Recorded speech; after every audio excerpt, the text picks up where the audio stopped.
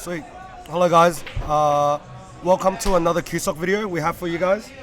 Today will be... I'm Glanden. You guys might or might not recognize my voice. And today we are having Jake and David with me commentating today. Say hi guys. Hello, hello. Nice to be here. Oh, get closer to the Ready mic. to see some good pool action today? Hoping for a high quality match. It's going to be good. Very good, very good. All right, so today we have two teams with us. We have the Tryhards, which is composed of Vivien Li, Kevin Wang, and Jason Dai. At the same time, we have Victor, Ben, and how do I pronounce this? Thien. Oh, Thien. I thought his name was Thien. Anyway, Thien with us for Hornsby RSL. Now, I do know these boys like to head down to the Hornsby RSL to play some snooker from time to time. So we'll be expecting some good pots along the rail and a lot of long shot bangers. Oh yeah, for sure. You'll expect them to be very, very good potters, and it'll be great. It'll be a good type of comparison. Tryhards are a lot more of a pool style, players. They play a lot of pool. It's your boy. Oh, there's the special guest cameo from our boy Kevin Wang. Got our pre-match interview going. Come on, pre-match interview. All right, Jason, Kevin, how do you guys feel? Yeah. Leading up to this final. Easy. Yeah. And our first match is between Vivien and Thien. So we got that underway. So we saw an excellent break there. I'm not sure if that's legal. We have to look at the ref for that. Hey, we're the commentators here. This is an interview, no? A bit. Anyway, as we get into the match, bit unlucky of a break there. I think they're going to re-rack it. Don't know what Kevin's doing on the table, but he's definitely not helping out his team at the moment. Hold on. Keep warming.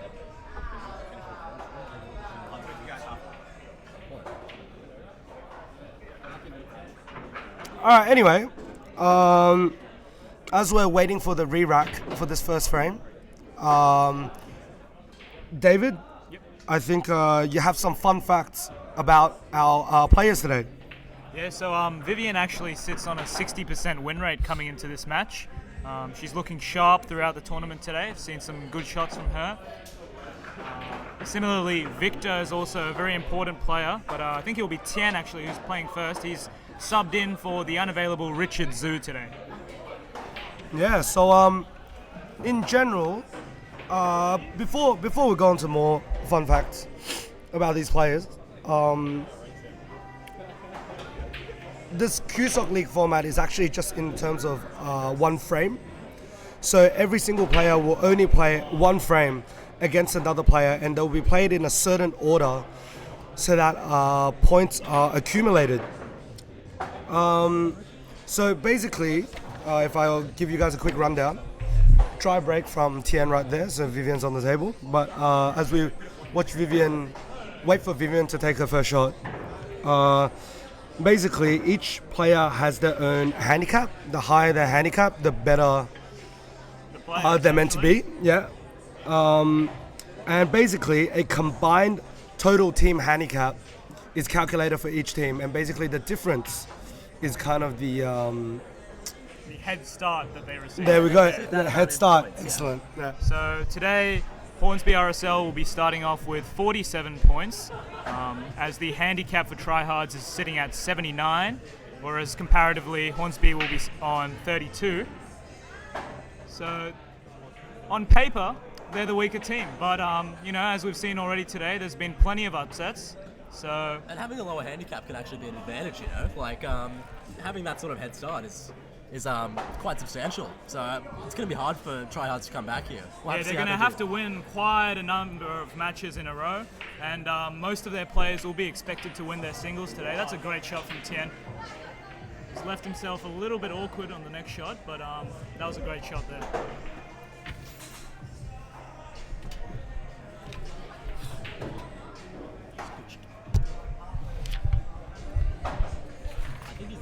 snooking himself behind the 4-ball here. He might be looking to take up. Oh, no, it looks like he's got enough room to get through there.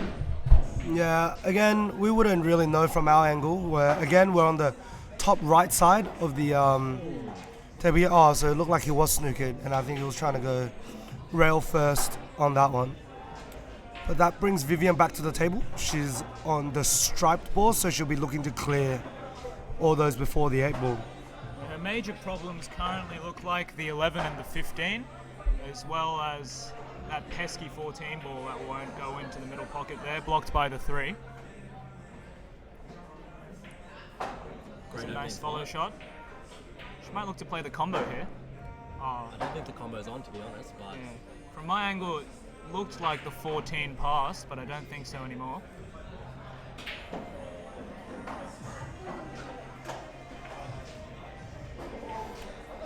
Yeah, but good opening shot there, just to kind of get control of the table right now. Just so Vivien can kind of examine the tables, like, and kind of just stay on the table at least. Looks like she's going to opt for the 13 ball here. Even if she doesn't run the rack, she can always just play it safe at some point. So what's important is just... Nice shot there. Good part. I think if she has a right angle on this 10 here, she might look to... break out the 11. That's right. Run, play a bit of top, run into 11 and 15. Oh, great excellent That is a shot. fantastic shot. Bit unlucky on how the 15 fell there. Yeah, but really, really nice shot. And if that 14 goes up in the corner, as she's looking at it now, Is the 3 ball in front of the... I believe it is. I don't think she can see the 14 ball enough to pot it here, but we'll see what she goes for. Interesting to see her shot choice here. Looks like she's got quite a difficult pot on most of the shots she has on this table at the moment. She might look to play safe. But also potting the 9 ball into this top right. top right corner closest to us will offer a natural breakout on the 14 ball. Yeah, but a very hard pot there. Very though. hard shot, but it looks I like think she's gone for it. going Yeah. for it. Very high reward for this shot if she gets it. High risk, high reward, as they say, and she's Just caught it just a bit thick. caught that a little bit thick. That's okay. And that brings TM back to the table. Bit of a tricky situation with that line of balls up on the top here. Be interesting to see how he. Oh, I think he's. Deals with the problems here. I think he's gonna go for the. I think the 6 ball will go. It's a tough cut, but Yeah. Yeah, no, that was definitely tough. Really easy to hit the 7 ball there, but He's left Vivien on this 11 ball, actually. yeah,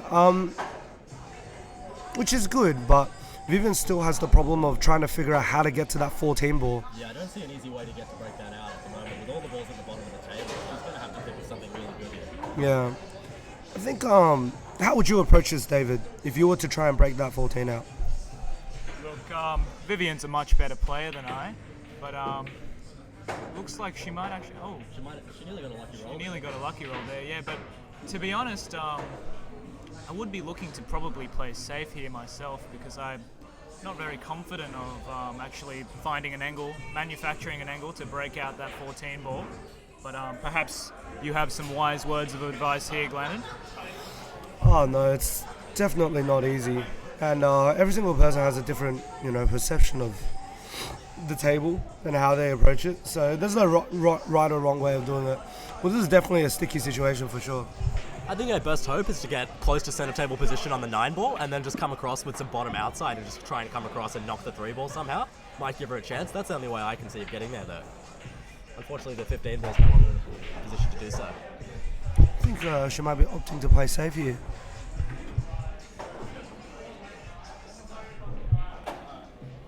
Ooh. She's left the shot on the 3 there. And, And also the 6 ball, but I think she's comfortable with playing that because she hasn't left a direct angle to get into that 2 and 7 ball up on the top right here. Yeah, that'll be the major problem for Thien in this rack. That's right.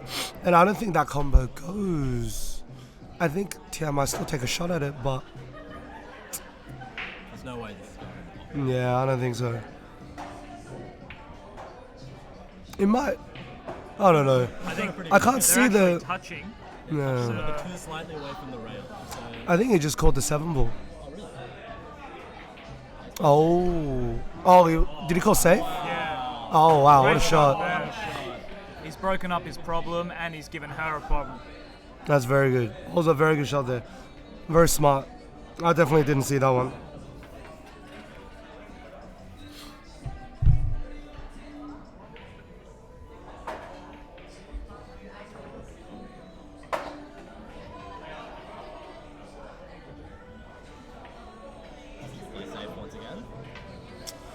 Yeah, so that was I think what Vivien was trying to do there was trying to get that 14 in front of the 3 ball.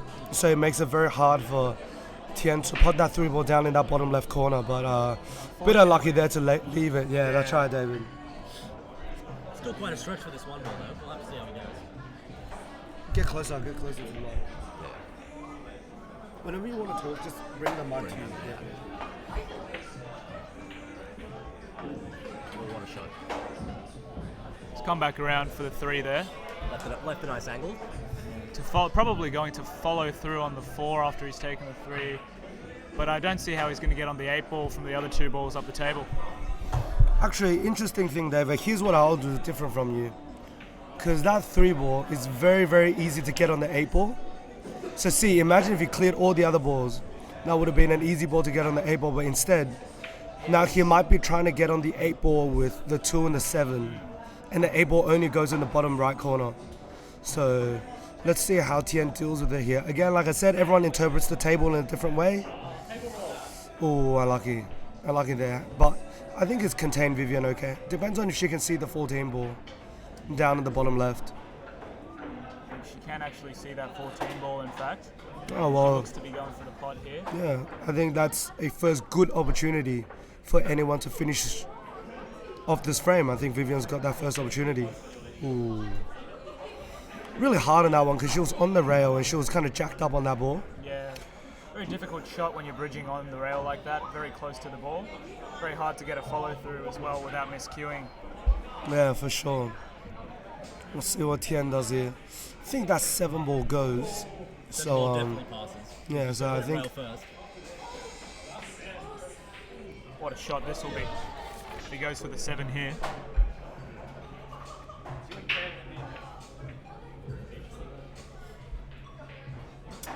by the way, while Thien's looking at this, the scoring system of CueSoc League this season, or actually just of 8-ball CueSoc League, is that every single ball you pot, it contributes to 1 point to your team, and the 8-ball is worth 3 points. So say if both players are on the 8-ball and then someone pots the 8-ball, they'll end up winning 10-7. Shot. Sorry to take away from you there. No, that's okay. What a shot that was. Yeah, no, it was interesting. I think that ball was, I guess we call that ball very, very big, because he could either hit the 7 ball directly, or I think that one he actually clipped the 2 ball. He clipped the 2 ball and then potted the 7 ball, but regardless, it still went. Really nice positional shot there. He's a bit close on the 4 ball, but other than that, I think he's able to come around for the 8. Yeah, for sure. Probably wouldn't look to draw back here due to how close the balls are. What tick? What tick? Oh, okay. It's not live. But it's recorded. That was a bit of a mistake there. Missed the ball completely, yes. I know No, he's he got actually it. he's He actually touched it. touched the ball. It hasn't fouled, but he's just cut it way too thin there.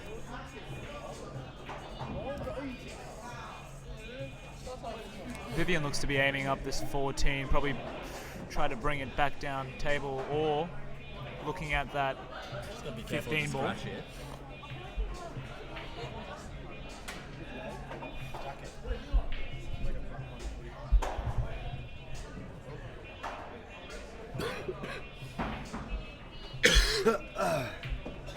Yeah, the scratch was always on there. She had to be really careful.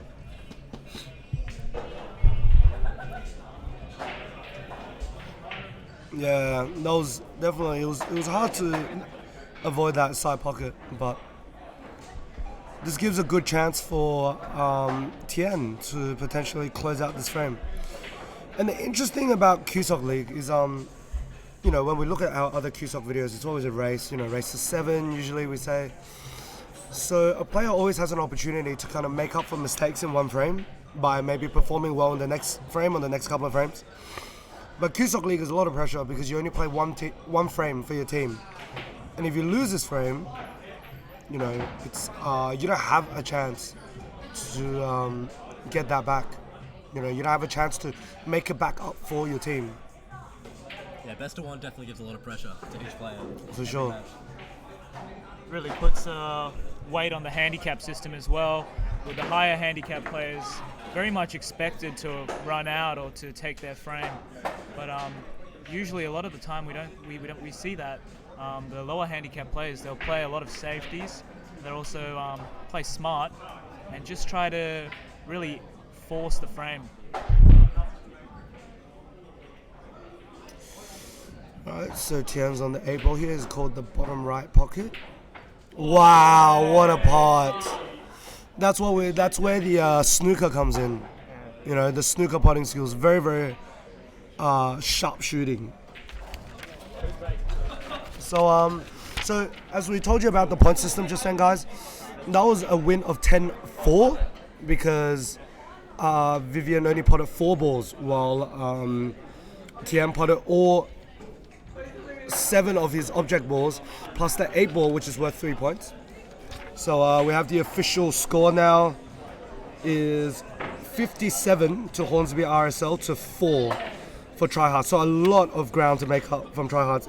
They actually fall further behind than the handicap that they gave at the beginning. So yeah, no, tough start here for Tryhards.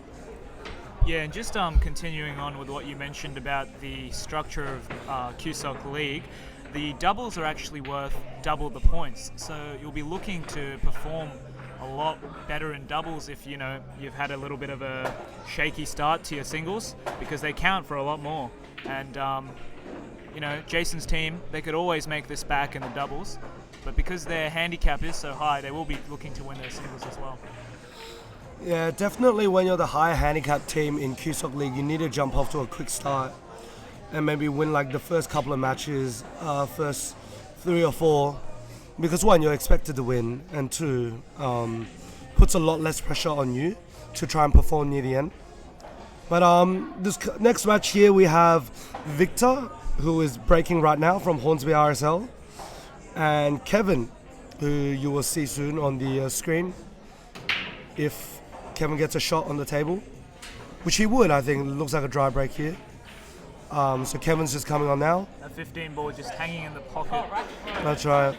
This is Kevin's first season of CueSoc League, but he's already off to a flying start, making a name for himself. He's had a number of runouts so far. Not one, but I've seen him play. He's an absolute machine. Watch out for this guy. Yeah, he performed very, very well today. He hasn't lost a single match today coming into the finals, and it's been 3 rounds. This being the 4th round, so he's definitely on his game today. Yeah, very impressive record. Actually, I would expect both Kevin and Jason to have more runouts than they actually do. They're currently sitting at 0 runouts, but I have seen both these players run out before. They've got the potential, and Kevin will certainly be looking to do that here. Yeah, so I think Kevin's opted to play a safety here, just containing the cue ball at the bottom of the pool, near the bottom rail.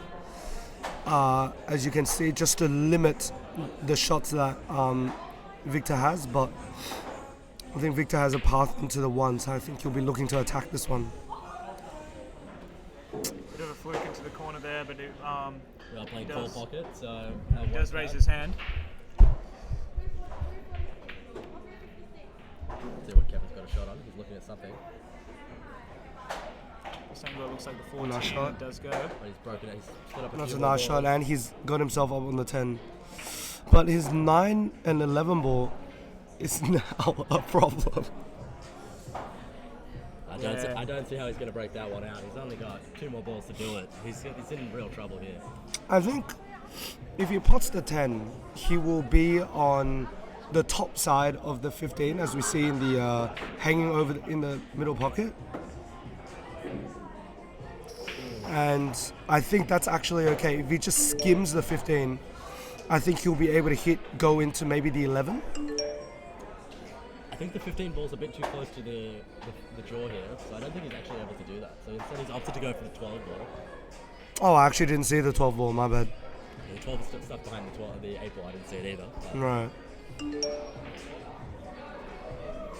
It's okay, he's left still a bit of a difficult pot here for Victor, who opts to go for the 4 ball there. A little bit of a strange choice there, but I can certainly see what he was trying to do. Just try and knock it off that 15 ball and in. Yeah, and could just be a two-way as well. Kevin is left with a tough pot here, and he still has the problem of the 11 ball and the 9 ball. Good pot there, but let's see what he tries to do here with the 12 ball. Very hard to manipulate the angles right here.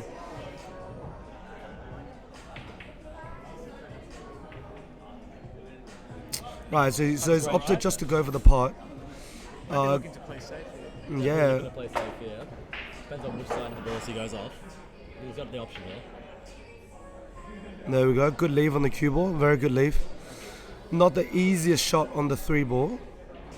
And the 5 and 7 ball is kind of starting to get a little harder as Kevin brought his 9 ball up there. Maybe not on purpose, but it's there now. So. It's part of the game. It is. These Brunswick tables actually quite large for pool tables, 9 feet. That's why the pots can seem sometimes a lot longer than they are. But yeah, adding on to your point though, David, it does depend on what part of the world you're in, right? That's true. Yeah, like in For many terms American of players, 9 foot is the standard size. Yeah, Of the yeah. table, but in And all of Europe- actually, no, I should say, I want to add, Americans actually love playing on 7-footers, bar tables. bar tables. Yeah, that's right, because pool and in bars is a very, very, very big culture in America. Not only America, but the entire world, I'd say. Yeah, but very much so in America, I would say. Like, definitely not just limited to America. But yeah, no, 9-footers are definitely the table that's kind of Victor just rolls this for the 2. International? Great angle. He's left yeah, with the indeed, that's right. But yeah, just going back to that point you were making about the loving to play on the 7-foot tables. There's always a little different elements of skills you have to pick up to play on a 9-foot and 7-foot table. 7-foot more about managing the position around the balls. 9-foot more about the difficulty of the pot. Yeah, 100%. I don't know if we'll ever get a chance to show you guys what a 7-foot table or a match on a 7-foot table, but if you just imagine a table that's like not nearly half the size, but quite a bit smaller than this, what you see on the screen here, all the balls will just seem to be very, very close together, and your cue ball control will have to be very, very good. Victor's tried to force the angle here, but he's just run a little bit too far. He's made the shot difficult for himself here. Yeah, it's called the 7 ball here, hard pot, but I think if he makes this pot, He'll look right to run the rest yeah, of the that's round. right, 100%. Yeah, got an easy angle on the 7 ball to come across to the 6 ball, and from there should be plain sailing for the 8. Yeah, I know.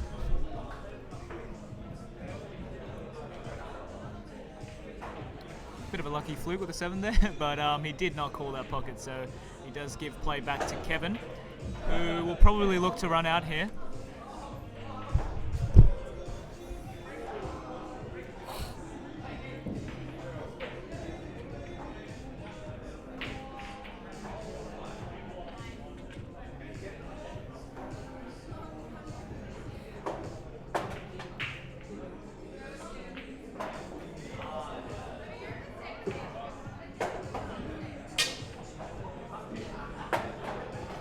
Come up decent here. I think he's got a slight angle, should be okay. Looks like Be he's throwing interesting to across the see. table. Oh, He's got a bit lucky there, catching the jaw of the middle pocket to come down safe. is the 8 ball in the way though? Definitely not. You can definitely see all of the 6 ball here. He's going to play a bank shot in the side here. Good 2-way shot here.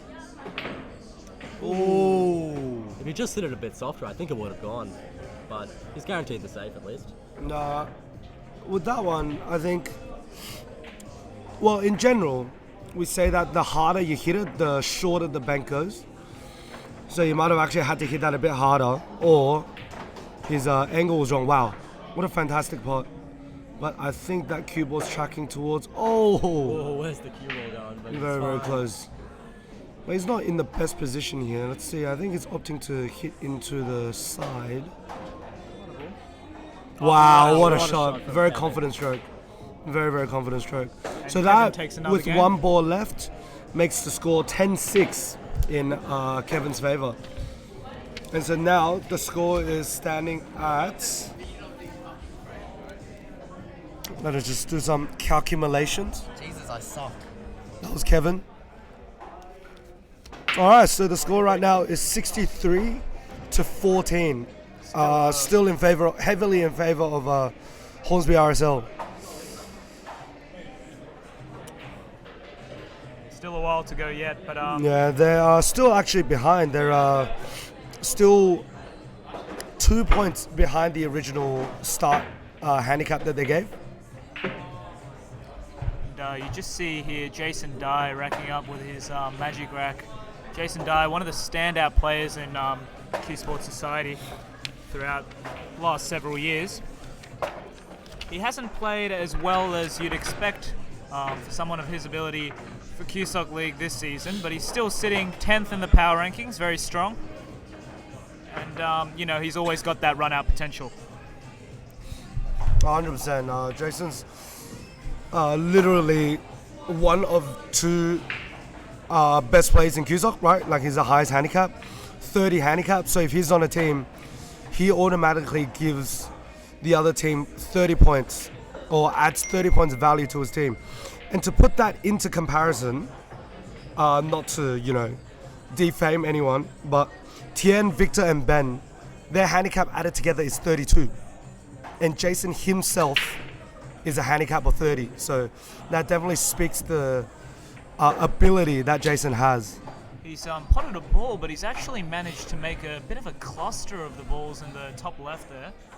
Yeah, he's managed to tie up 5 balls on the left rail there, in just one cluster. This is going to be a real struggle to break out for him, but let's see what he's got in the bag. But knowing Jason, let's see if he can work some magic here.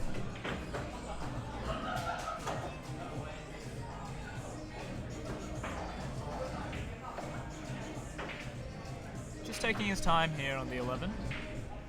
Probably looking to break out straight from this. Ooh, oh, that's... So he tried to run into that cluster there, but I think he barely had any angle, and it was very hard to control the cue ball while hitting. He has Great opted to safety play an here. excellent safety here.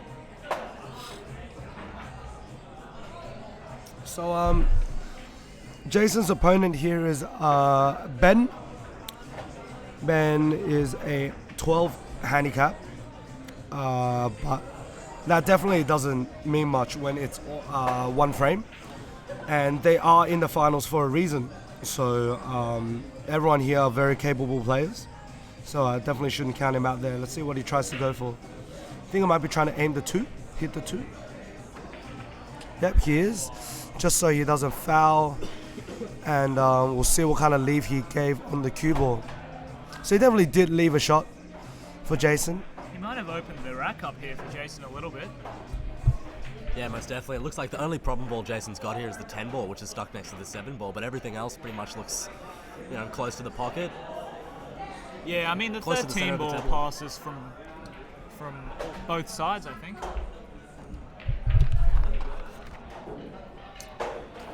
I think he's opted to try and play that 13 ball down in the up to the top right corner, but came up a little short. But honestly, with Jason's potting ability, we'll see how he goes. But it's definitely not an easy shot. But I would definitely not be surprised if Jason makes this pot.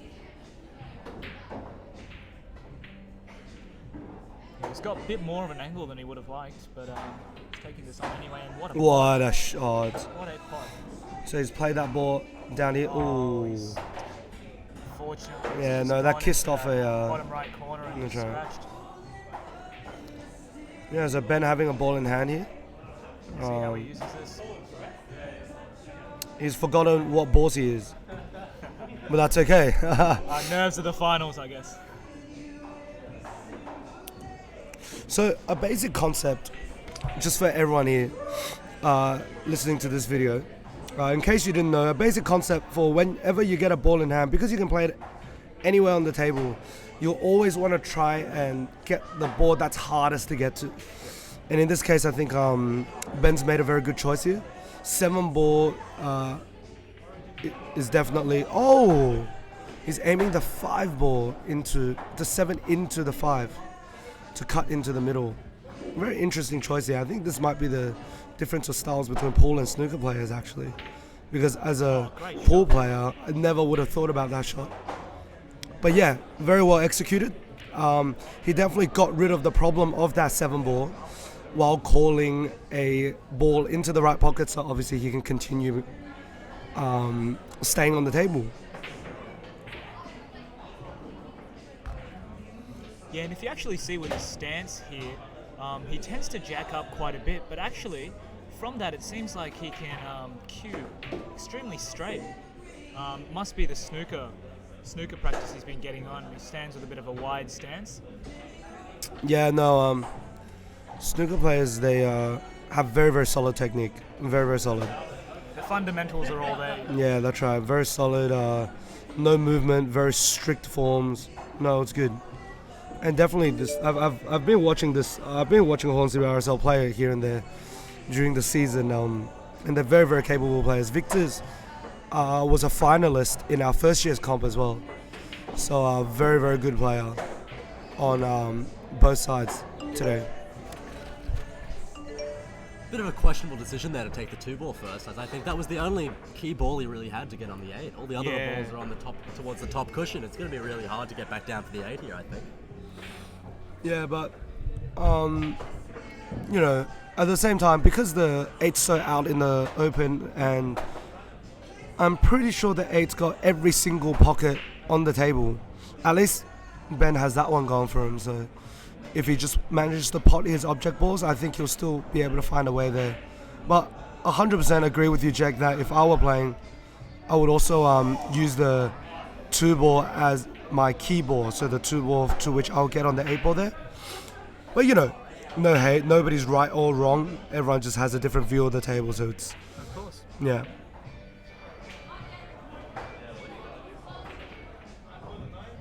And Jason's calling the 9 into the top left here.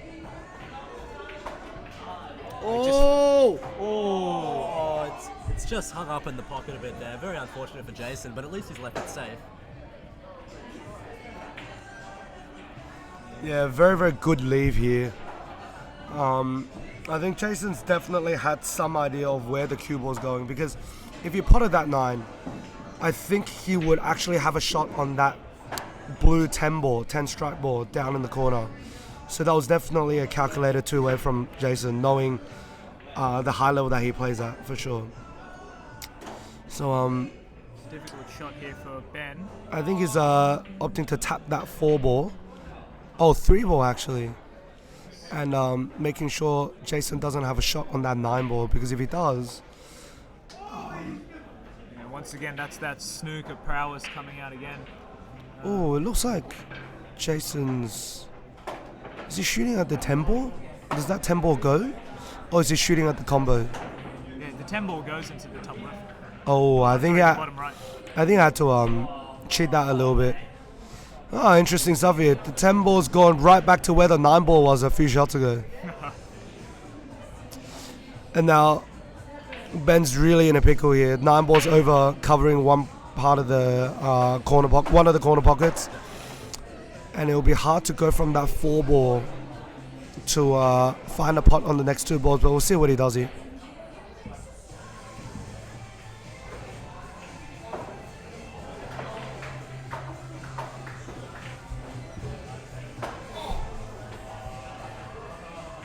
I think what he was trying to do there was just come around the angles so he could get back up somewhere near the 3 or 7. But unlucky kiss there, and he's ended up far away. I think what he was trying to do was come around for short side position on either 3 or 7 because they will pass the 10 ball, and that's the only way he's going to get to move those balls. But unfortunately, he kissed the 12 ball on the way. It's really happening. Yeah, 100% agree with you there, Jake. Like, the line that he took with his cue ball was actually really, really good. And if he didn't hit that 12 ball, I think he would have been able to go on the around the table onto the other side of the bunch of balls here. So he's trying to bank that 7 into the corner pocket, but at the pace he played it at, 100% he was actually just playing the two-way shot.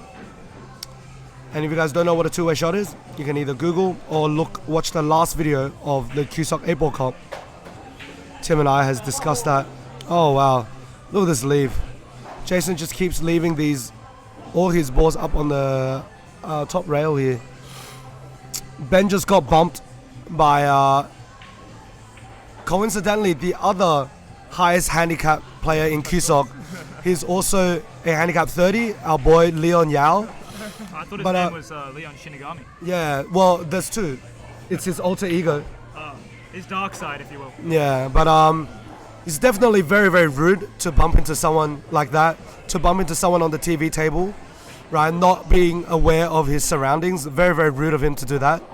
Really rude of him to come behind the commentators here and make a cameo in the commentary as well, I'd say. Oh, he's actually gone. Oh, I think he was actually going for the bottom left there, but it just rattled out. Yeah, well, look at this. Both sides getting a bit lucky here, but I think well-deserved, not well-deserved, but in a way, luck should be coming Ben's way now because Jason was getting very good leaves, I should say. But of course, it's part of the game, you know. Luck's always a part of the game. Like, yeah. Nothing you can do about that. Yeah, no, 100%. And some players, you know, they complain about how they get unlucky, etc., etc., and it's understandable. But honestly, you know, I think the best way for everyone to have fun while playing this game is really just to accept it. Like, if someone gets lucky, good for them, right? Yeah, exactly. I think you're very right there, Glanden. You know, a lot of the time it's something that, you know, can't be helped. So if you get a little bit lucky, it's just part of the game. No. Oh. Caught that one a bit too thick there. I think if he caught that where he intended, he might have come straight into the 3 ball there. It was a great attempt, I'd say. Jason's probably just going to be looking. You can definitely see the 9 ball, but what's going to have after that? He's going to need to develop the 12 ball somehow here. I don't see how he does it, to be honest. I think he'll probably opt to pot the 2 than play safe, but we'll see here. Oh, he's banked it to try and break it out. Very smart shot, but unfortunately he hasn't been rewarded just there. Yeah, high risk, high reward. Again, like you said last time, David, really, really difficult shot. But if he pulled it off, would have been fantastic, you know. But because it was such a low percentage shot, I guess it was not meant to be. At least for this time. So I think Ben's cutting the 7 all the way down. Oh, what happened? Did he foul? I think he's actually just fouled there by touching it with the tip of his spear. No, I see. He has graciously admitted fouling there, and Jason's got that ball in hand. Let's see what he can do with this. Yeah, great sportsmanship. I think he's trying to combo the 12, 3, and 9. He's looking at the angle. What a fantastic shot this will be. Oh, for sure. Very, very difficult, but knowing Jason, we'll see how he goes here. What a shot! What a shot! Appreciatory clap from Ben there on the table. He's got great position on the 10 ball as well. Looks like this rack's most certainly over for Jason. Yeah, we expect Jason to be able to do that. As I was, commentators curse there, as I said, we expect Jason to do so. He just snookers himself behind that 8. Very unfortunate. Very, very unlucky. He could have hit the ball just a little bit harder, a little bit softer, but... Oh. What an effort for Jason. He is the man for the spectacular occasion.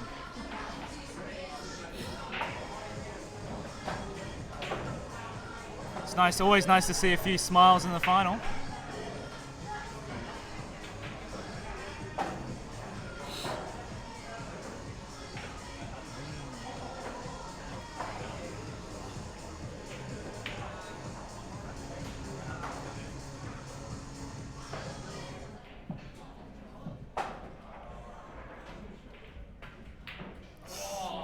Rattled again. Check. When you talk, just talk into the mic. Don't look away, or else you can't hear. Because if you do this at an angle, it just doesn't pick Yeah, it's a one directional. Literally, sound only literally captures directly this way. How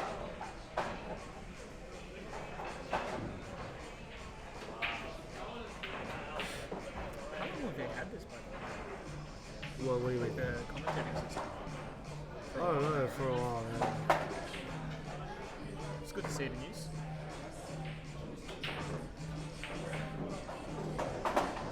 Called the Brown.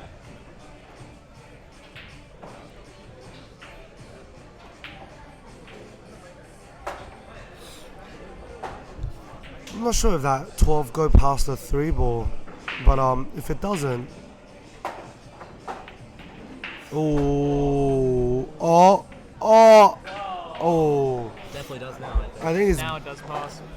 Did he bump it right in there for Jason to get the pot? Oh, it didn't go. So Jason's opted to play safe here. Really a huge frame. A lot of grinding here. Yeah, this one's gone on for a little bit longer than we Yep. thought. It's called a timeout here. Yeah, so another rule. Oh, okay, great. Timeout's already over. Another rule of CueSoc League is your teammates are not allowed to tell you what to do while you're on the table. This is half a time-saving effort because people will then just start having conversations, and it's also another thing to just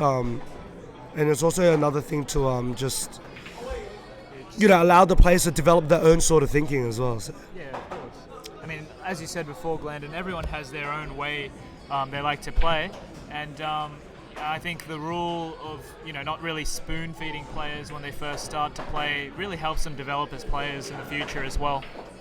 I think it really helps them to develop their own style, and that's what's most important, especially in pool, I think. It's a game about flair. You need to develop that for yourself, I think. Yeah, as we were talking about snooker earlier, snooker very much a game sort of orientated around the fundamentals, like we said. Pool, much more so. You can be a lot more creative on the shots you take just because the table is so much smaller. And Jason just pokes this one. He's left a bit of an awkward position on the 8, but I'm expecting him to pot this here. Ooh. Was a Yeah, difficult no, shot. it was smart what Jason did there, but just a bit, maybe a bit because of the nerves. But it was smart because sometimes if we try to play position too fancy, we end up not even being able to get the pot in the first place. And the most important thing is the pot balls, right? When we're talking about pool. So good option there to have Jason leave himself a harder pot than he could have set himself up for, but the fact that he even got that pot in the first place is probably more important, or got a chance to hit that 8 ball. Tough rest shot here for Ben. Let's see how he goes. Ooh. I think that might be the end of the line here. I mean, Jason's made a couple of mistakes this frame, very uncharacteristic of him, but I think this is probably the end of the line here. Oh, I spoke too soon once again. He's very lucky there actually not to scratch. I think the nerves are definitely getting to Jason, I'm not gonna lie.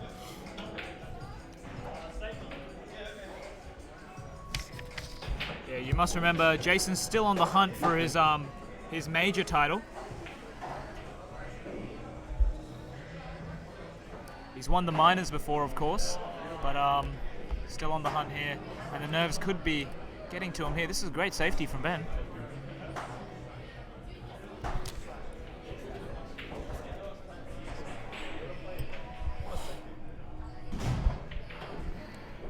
Oh, good hit on the 8. I think Jason was trying to hit that 8 ball full ball and then bank it into the top left corner. Really difficult shot, but I think the main goal here was just not to foul and not give Ben an easy shot. He might be looking to play safe again here. We'll have to see how it goes. I think he's measuring up. the safety right now.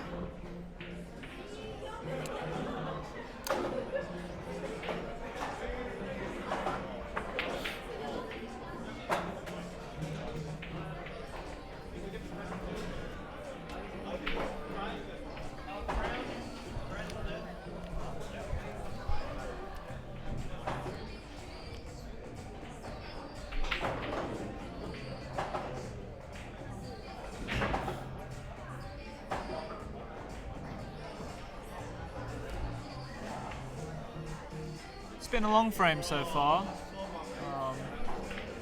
Certainly a lot. What a combination Oh, shot he's there. played the combination there. He was weighing up the combination, not the safety.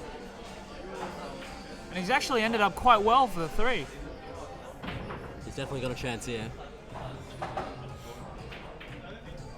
You know, as we said earlier, since this is a best of 1, the nerves can really get to the players and it can cause some of these frames to be very long and drawn out. Yeah, definitely. Because the thought of not just in individual play, like letting yourself down, but also letting your team down as well.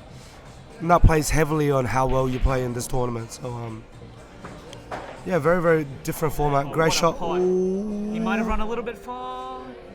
Oh. He'll be... Yeah, that's... Yeah, a bit of an error there from He's looking to play the bank here. Ben, honestly. Yeah, he had the whole, I'll say, like 3/4 of the table to put his cue ball, but he decided to put it right on this other side. But it's not over. You know, he's still on the table. He has a chance to make a nice shot here, 8, to bank into the middle left corner as he sizes this up right now. Seen him hit a few doubles before in snooker. But as we know, the angles are a little bit different. He's just run that one a little bit too wide. I think he's left it quite easy for Jason to pot here. But as we've said plenty of times before, we've expected Jason to pop before, and this frame so far, he's not really delivered.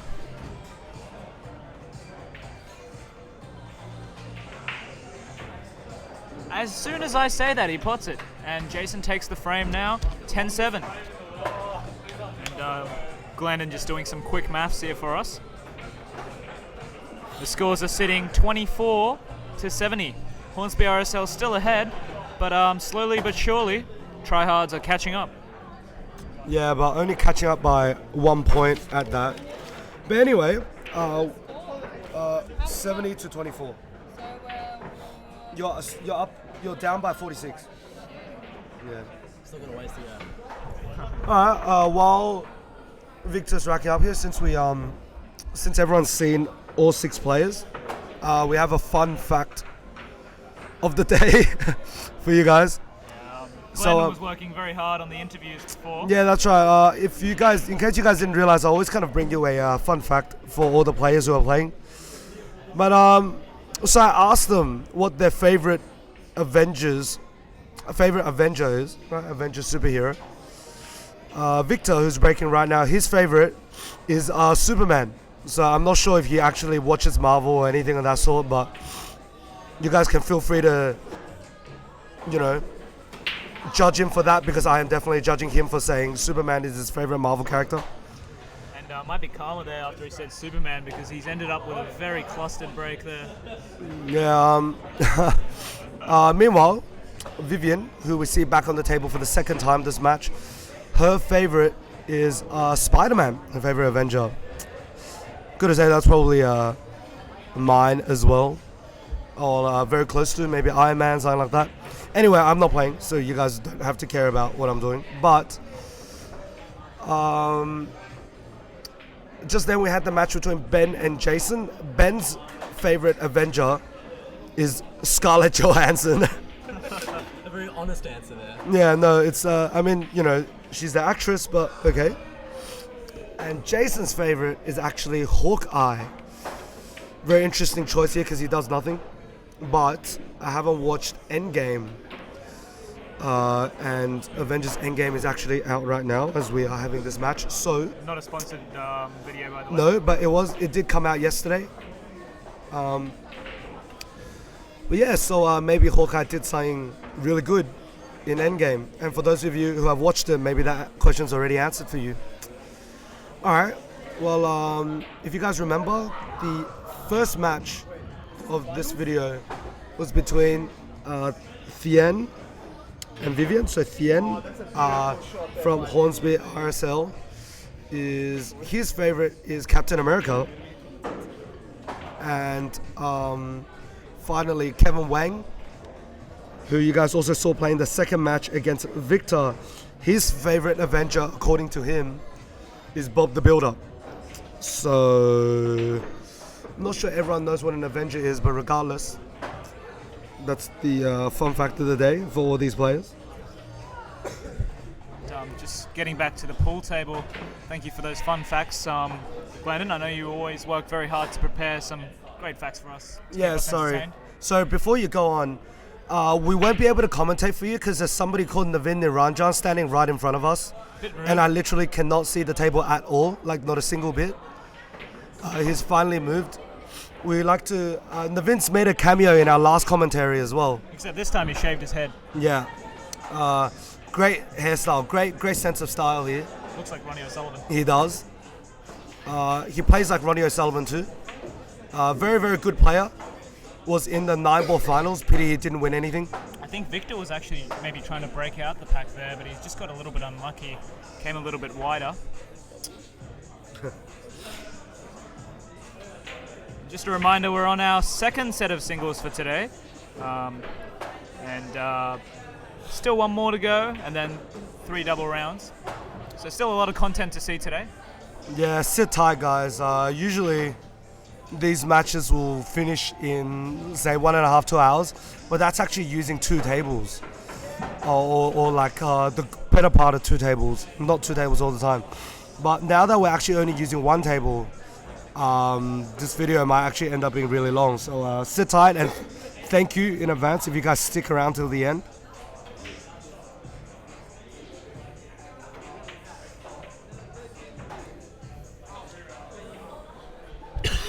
I think this style of frame with a lot of clusters on the table will definitely favour Victor here as a snooker player, but we'll have to see what Viv's got coming up to the table here.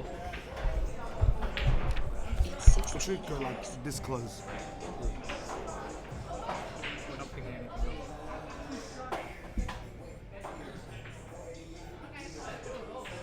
Now, this is a very sort of peculiar position with all those. I mean, both players have their own set of problems, all within that cluster. How would you go about doing this, Glanden? Yeah, so I think Vivien is a solids right here. Victor managed to actually play a really good safety to not really leave Vivien any easy shot. I think the only shot she has, the easiest shot he has is probably the 6, or unless you can see the 4 ball up on the top right, but if not, I think it will have to be the 6 ball into the middle. We'll see what she's shooting at here. Yeah, she's played the 4 ball and tried to masse her, so try to curve the ball into her, but it wasn't meant to be. A little bit lucky there. Got a little bit lucky there, blocking the middle pocket with the 4 ball. I think Victor's got to be very careful with his 15 ball if he does take it. He'll probably just look to stun or draw back. Yeah, I think because he was maybe scared of scratching into the left, he tried to put that cue ball just a little bit too much to the other side of the object ball, I should say, where it got taken away from the potting angle. So we call that purposely cheating the pocket. But I think he just tried to overcompensate a bit too much there. So again, Vivien tried to run into the pack there. Didn't get it, but she's on the 3. She could potentially pop this 3 and get a good angle for the 6 to run into the cluster, which she's looking at right now. Yeah, I think Vivien had a lot of options with the breakout on this one, unlike last time. She'll look to do it here on the 6.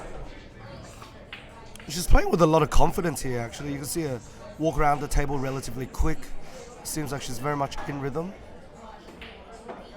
And like I say, she managed to smash that pot into the middle, but I think she ended up giving herself a little too much angle, so she didn't have the chance to hit into the cluster. So now she's looking at that 7-2 combo right there.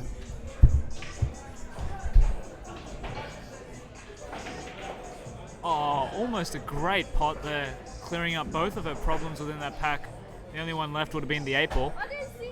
And yet she still managed to leave it quite safe with not managing to knock any of Victor's balls out of the cluster there. Very good effort, I think.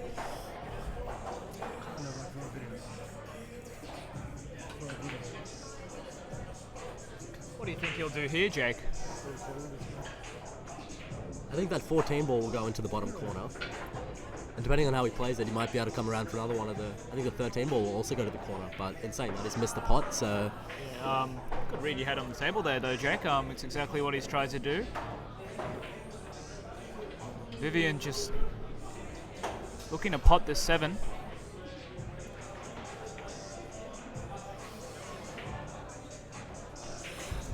Just hit that a bit thick. Yeah, a little unlucky there. I think Vivien was trying to hold that cue ball, but the better way to play that probably would have been trying to just leave a bit more distance for that, for the 2 ball to get on the 8 ball. But you know, that's what happens when nerves come in. And as we're talking about nerves, you know, Victor just smashes that pot in. Nerves of steel there from the snooker star. No wonder his favorite Marvel superhero is Superman.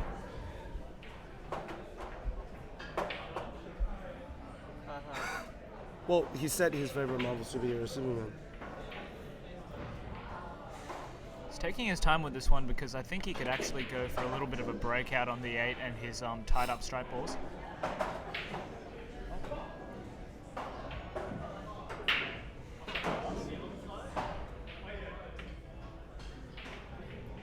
I don't think that actually passed, but He's opted to play a snooker he's opted instead. to play the safe.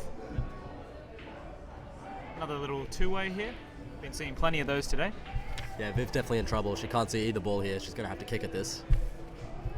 I think the best option is go to the bottom rail. Better opportunity to leave it safe. Let's see what she does, though. It's always great to see snooker players have their goes at the pool table. I mean, we've always seen Jimmy White, the Hurricane. And yeah, actually, I thought I saw Jimmy White just then, but it turns out it's Ben Tran.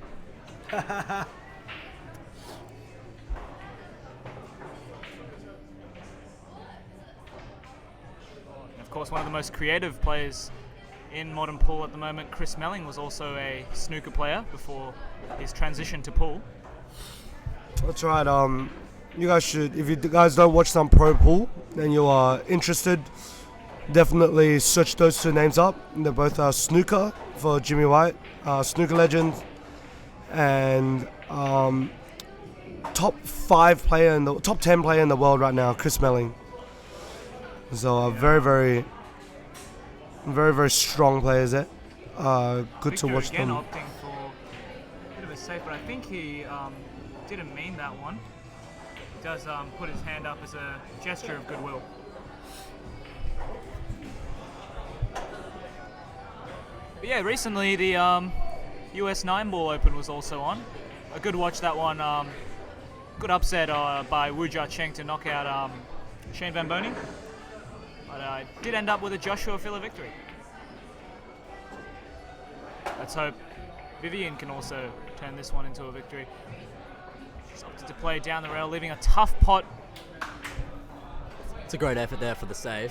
The only ball she would have left on was the 11 ball, but she's covered that bottom right pocket with the 2 ball there, so nothing on here for Victor. He's got a tough effort at his safety, I think, with a lot of distance between the balls. Yeah.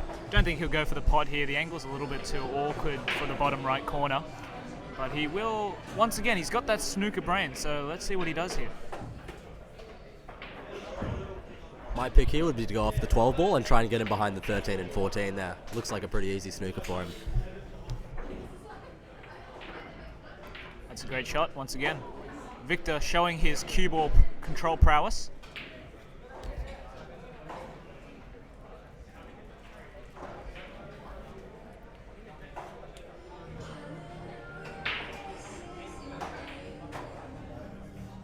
How did your team go today, Glanden? Look, we ended up losing first round, which is a little sad, but oh, great kick. Oh, Yeah, Vivien ended up missing both balls there. But anyway, sorry. Yeah, she missed those 2 balls by like millimeters. Anyway, no, my team, yeah, we ended up losing first round because my team were actually a little over-handicapped. In a way, Is that a very... criticism of the handicap structure? Oh, no. As in, Oh, he's miscued that. He's almost actually trickled it in, but instead, he's ended up with a very lucky safety. As we said, luck's a part of the game. And I don't think Vivien will be a little bit agitated, but she'll still look to try and take this on. Yeah, look, she had a good laugh about it. It is what it is, and the most important thing is really just to look forward and figure out how to solve this instead of dwelling on the fact that you have bad luck. That's what a lot of players tend to do. I don't really like that, but it is frustrating sometimes. I can understand that, I sometimes get frustrated by that as well, but some players refuse to accept that, and I hope, you guys can, not be those type of players actually. But good containing shot there by Vivien. Not the easiest pop for Victor here. See what he does. But anyway, yeah, my team was over handicapped for today. Ooh. Man, Victor's been getting a lot of balls in today, just not in the right pockets. I mean, it's always a good sign if you're getting some balls in. It is, it's better than nothing, and especially because of the CueSoc League system. When you pot one of your balls, even if it's not your turn, it's still an extra point to your team. So it's not exactly a bad thing at all.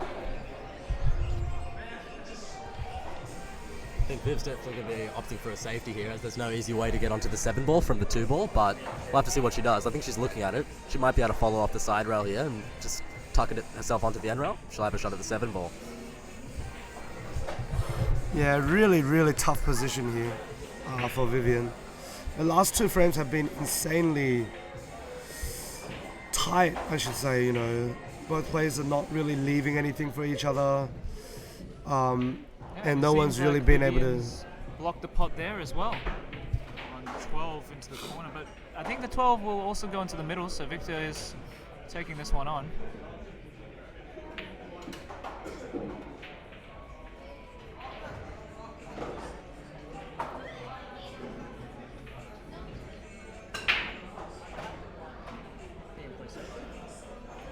Yeah, I think he's definitely going to play safe here. I think if he knocks the 14 ball onto the 7 ball, he'll have a very good chance of landing safe here.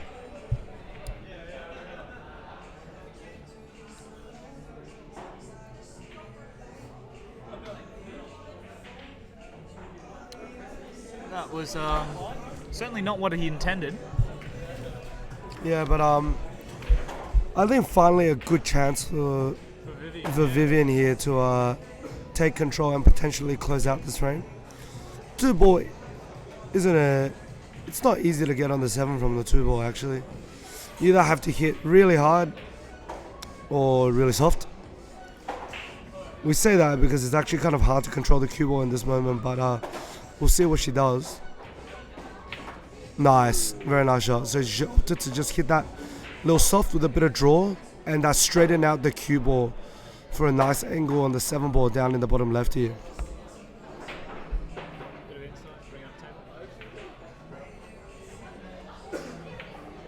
Oh, very unlucky. She had great position there to bring it up.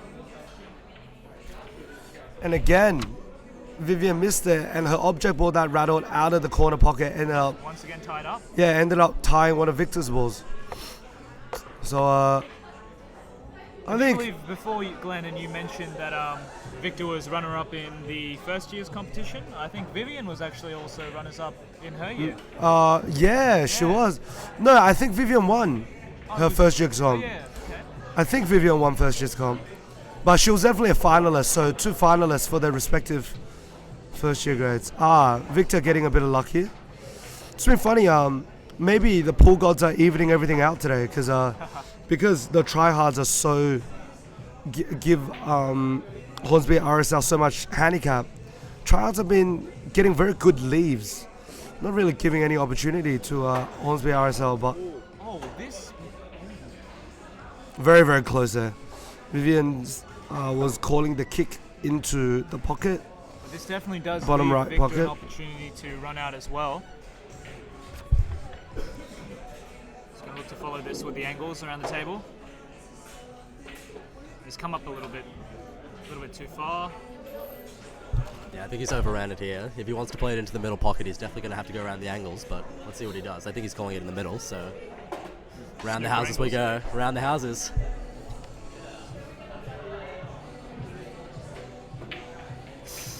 Ooh, it's come off the jaw there. But again, another fortunate roll here for Victor. Seems luck's going to the favour of both teams here, but Fortune does favour the brave, Jake. as I always say.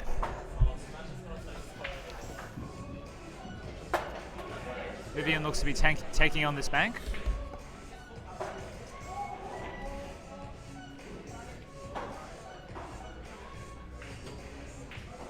It is very difficult to get position on the 8-ball here. When a ball is stuck on the rail, like the 8 is here. Oh, what a shot. And she's actually broke it out. Oh my That's God. a fantastic shot. Shot of the match here from Vivien. What an effort. One for the highlight reel there. Now she just needs to maintain her composure and pot in the 8. That was a fantastic shot. Didn't know how she was going to get position for the 8, but she's actually just bumped the 8 perfectly. And a lot of intensity building on the shot, and she does make this. So a great pot on that 7-ball to give her the victory there in that frame. Victor a little bit unlucky, but you could say a little bit lucky too at times.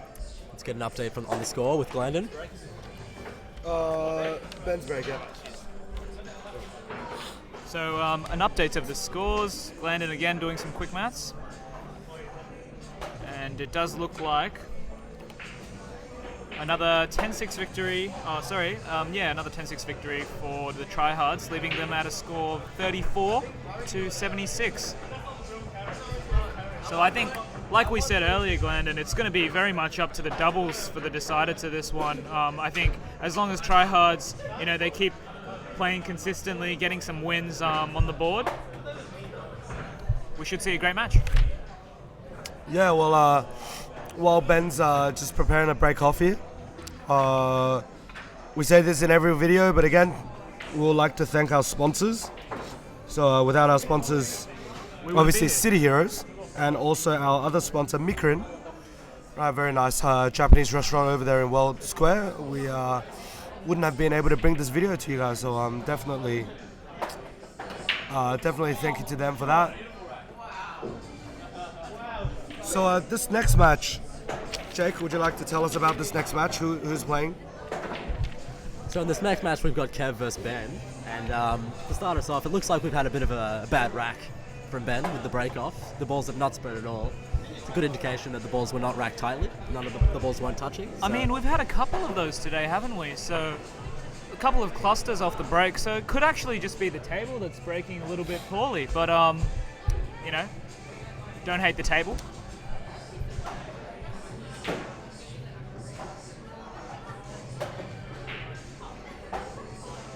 They do have some quality tables here at City Heroes, so be sure to come down from the event cinemas to play some pool whenever you're in Town Hall. But they do have snooker tables as well. Yeah, so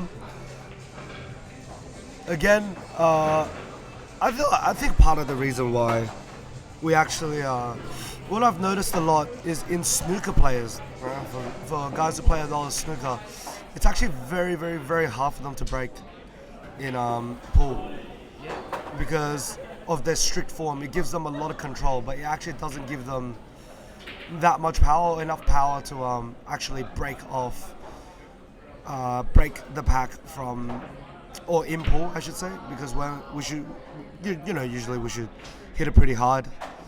But because of their strict form, it gives them a lot of control, a lot of direction, a lot of feeling when they play. But really hard to break off. And as we can see there, it might have been the rack, but I would also 100% attribute this break to Ben being a snooker player.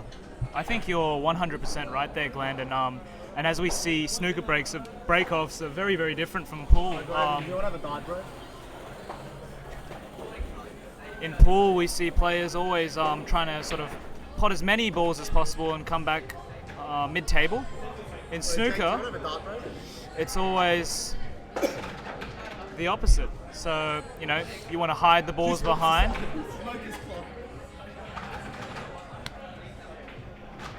I think it's time for a dart break, boys. Sorry, that was again Niranjan. You guys can go and thank him for ruining the commentary, but that's okay. Nah, I'm kidding. Navin's very nice guy, very nice guy, very genuine guy. Nice guys finished last. Oh, he also smokes, but he kept asking us for a dart, which is what he likes to call smoking. Yeah, I very much don't like smokers at all. I personally don't smoke. I never go anywhere near that. I've never touched a cigarette in my life either, Glanden. Yeah, Jake, do you smoke? No, man, I don't smoke. Smoking kills, man. I'm not about that. I'm a straight edge guy. Right, yeah, Jake said he's a straight edge guy, and I 100% agree. Smokers are jokers, guys. Don't smoke. And this voice you hear, it's not from smoking, it's from coughing. Not coughing, sorry, being sick and coughing. Flu's really getting around lately, guys. A lot of people Very sick. are actually sick, yeah. In fact, my teammate was sick too, so big shout out to him for the first round forfeit. Yeah, didn't your teammate cancel last minute and said he was quotation sick? Is that right, Jake? Yeah, so And Jake and David?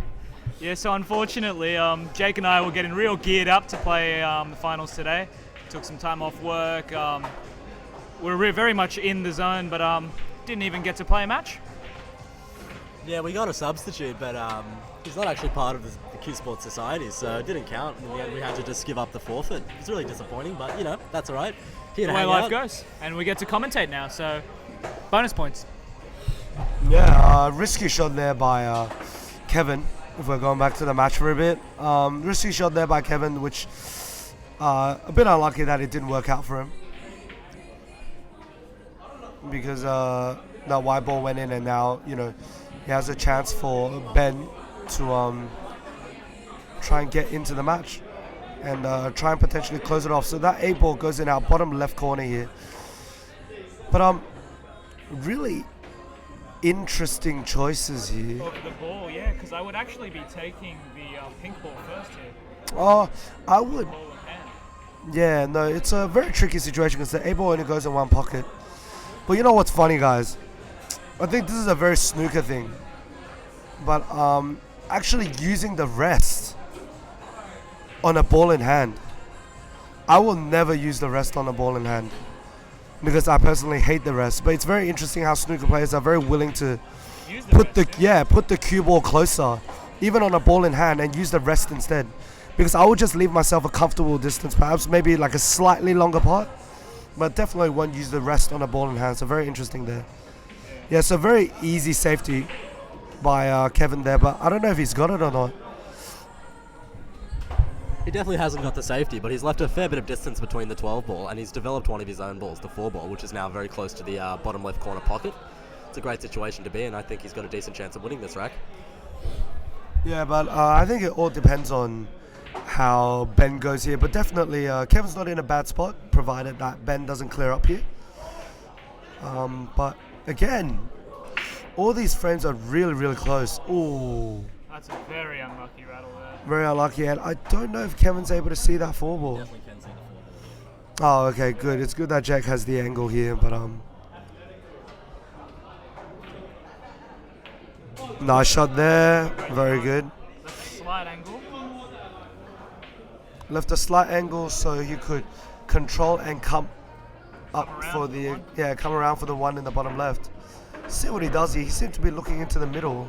Yeah, no, he definitely wanted to come around here. I think the angle might have actually been a little bit too straight there. Yeah, like we say, we always actually don't want to leave ourselves straight on our object ball unless it's maybe the 8 ball. Because the thing is, It's very hard to control where the cue ball yeah, it's very hard to manipulate the cue ball to go where you want it to go.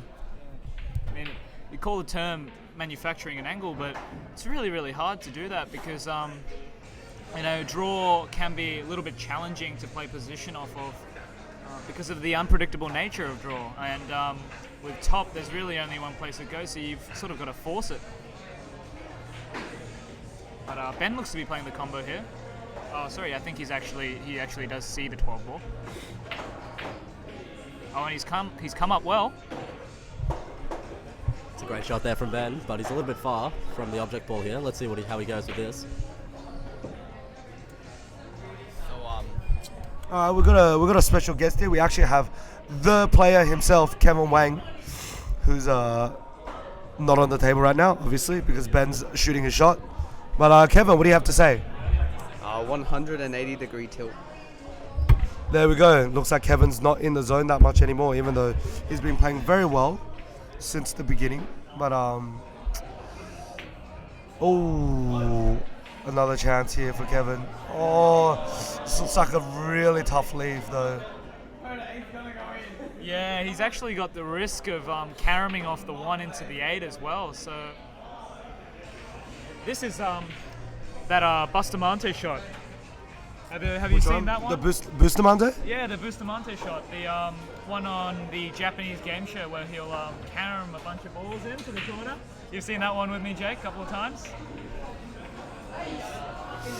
Oh, Kevin opted to try to play safe here, but unlucky that he double kissed, and he's left a very This is very potable for me. Yeah, that's right. He's left a very potable, and it's not that hard to position of this one.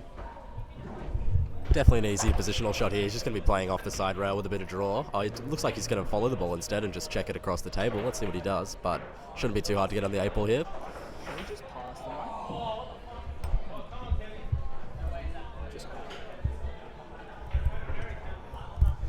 Oh my goodness, wow. So that made Kevin's shot just that much harder, because now he has to try and work his way around to the same side as that 1 ball. Oh, very smart there. Opted to play safe there, just to flick, just so that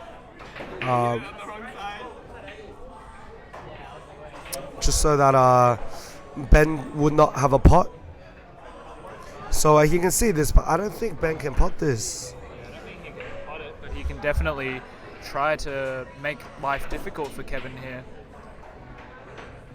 That's right. If he leaves it anywhere near the top, if he leaves it anywhere near the top, which is exactly what he did, very snooker style safety there. Yeah, always trying to play that distance snooker plays, because they know even on a pool table, like we said, this is a 9-foot table. It's very hard to get end to end accurately.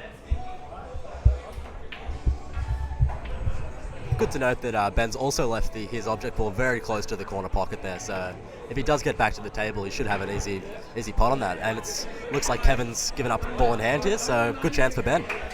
And I think this might be the frame. I don't want to jinx it once again, but don't think Ben is very likely to miss here. Taking a... Yeah, look, the thing is, that 11 ball is right over the pocket, and balls that are right over the pocket, obviously it's a guaranteed pot. But it's actually really, really hard to control the cue ball over the pocket. I think I was talking to Tim about this, or Harris about this in one of the videos. As we can see here, you see, that's okay. That did flirt with that side pocket a little, but you can see there it's it's actually a lot harder to control the cue ball off a ball that's basically right in the pocket. See how he goes with this pot. As a snooker player, I feel like he probably won't have too much problem with it, but I don't want to speak too early. It's a bit of a tough shot because he is queuing over that jaw, but he does pot it, and it's a great frame for him. And they're back on the board. Noticing a bit of a pattern here that all of these frames are very long, extended safety battles, so it's going to be great to watch the rest of the match here.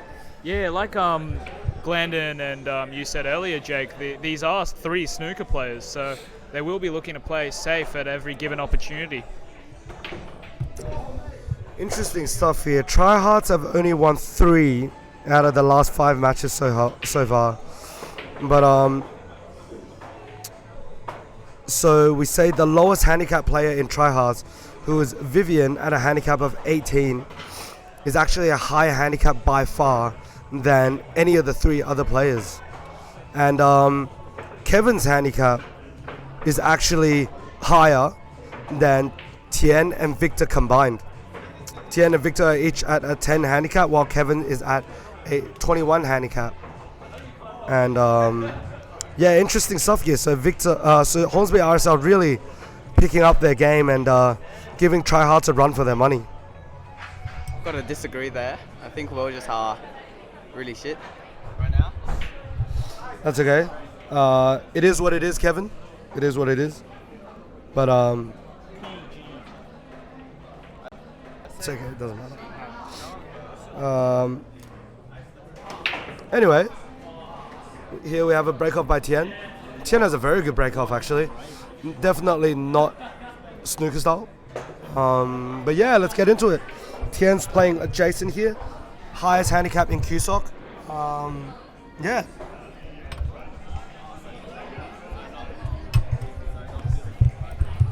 I need a breather. I'll be back. You guys come and take So Glenden's just heading out for a break here. We'll still be with you though for this match. And yeah, that was actually Kevin's first loss of this entire day today. It really goes to show what finals pressure can do. Yeah, that's for sure. You know, the pressure must really be on not wanting to let down not only yourself but your teammates as well. Everything's on the line here for sure. Ooh, that's come off straight off the jaw from the Thien, and that's very, very unlucky. I think that was a very questionable decision there to choose solids. With the 9-ball right over the pocket, I think with all the strike balls in the middle of the table, it would have been quite an easy run out for Thien. I think Jason's going to take full advantage of this here now. All the balls out in the open, no problems whatsoever. Yeah, I do agree with you there, Jake. But as we said earlier, Jason is very, very capable of running out. So when you're playing versus Jason, if you're unsure of your own abilities, it's also a lot better to take the option where you can play more safeties. Yeah, that's for sure. Even in my own experience playing against Jason, I found the most successful way is to just run as many balls as you can, and then if you get stuck, just find a way to play safe and just go for it. Even if you can't get a snooker, just leave him some distance, try and make it hard for him. That's the most important thing. Jason looking like almost back to his best here. Let's just see what he does here with the 1 and 7.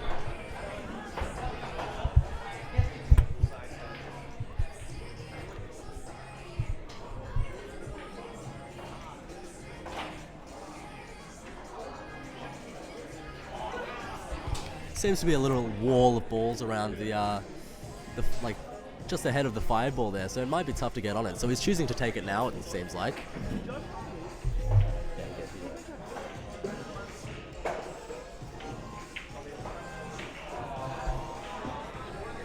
And unfortunately he's left himself snooker there, I think. He might be able to see the 7-ball, but definitely not a pot on here for Jason.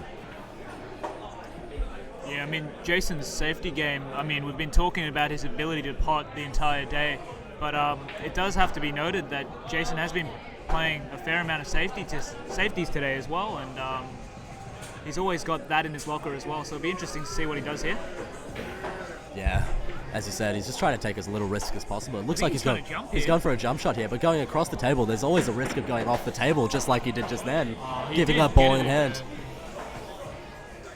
He potted the ball, but going across the table like that's always risky, so ball in hand now for Thien.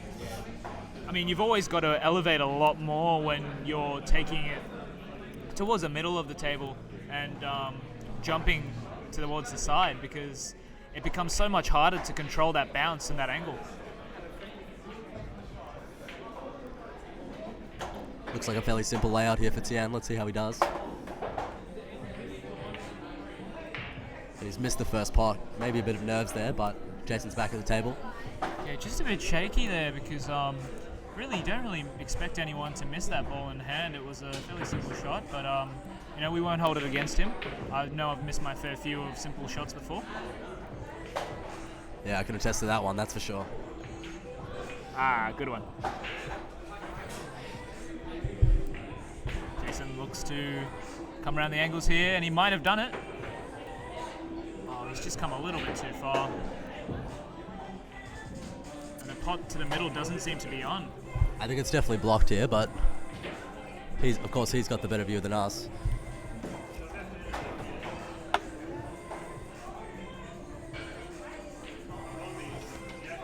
I think he's looking to bank this. Yeah, it's definitely his only option here. Shouldn't be too difficult. Looking to bank into the middle here. It's just seeing at what angle he should play it so that he can pass through that sort of gap there between the 10 and the 11 ball.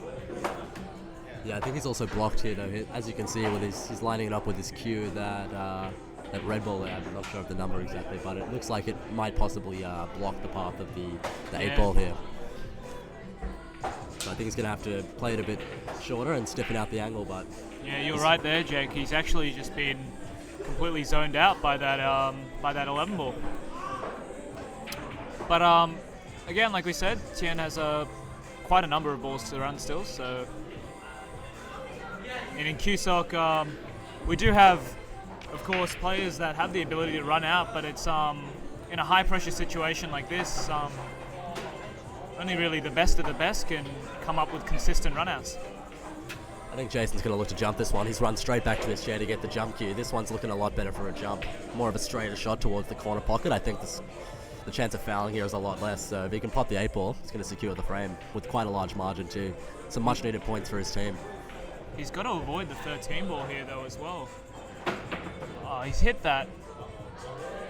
And unfortunately the 8 ball's gone in the opposite corner and he's lost the frame on a foul. He's hit that completely wrong and it's very unfortunate for him, but it's just gone into the other pocket.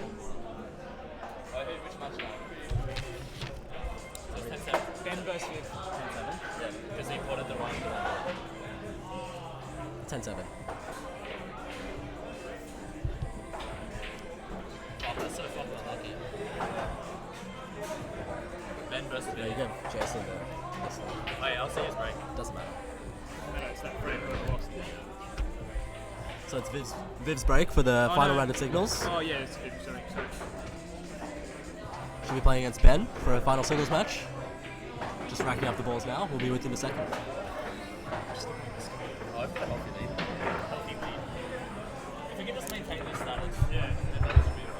We do have an interview here with Victor, who's part of Hornsby RSL. How are you feeling about your current situation? You're actually 96 to 47. You're up by 39. Yeah, I'm not too worried, but it's So all about the 49. doubles. It's all about the doubles. Doubles is where the shit goes down, pretty much. Yeah, that is indeed true. Doubles is where, quote, the shit goes down.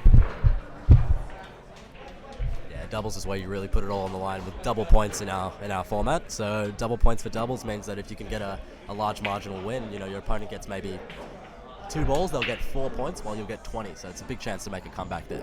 Vivien makes the ball off the break there, and it's a good spread for her.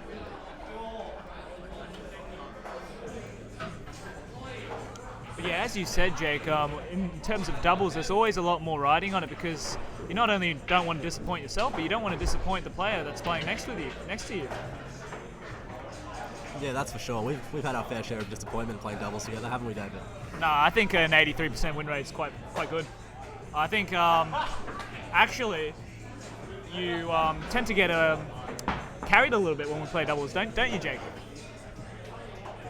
I don't know about that, but let's keep the shit talk to a minimum and get back to the game, shall we? Yeah, see what shot Vivien decides to take first here on this table.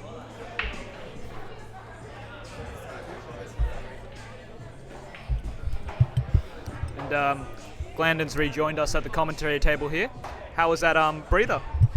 Yeah, it was pretty good. It's a little stuffy down here. Everyone's been complaining about how it's a little, I don't know. I forgot the word they used for it, but it's a little kind of damp in here today. Yeah, no, not exactly. It's kind of like a little musky almost. Because I think the aircon's broken. They didn't turn the aircon on yesterday here at City Heroes either, so...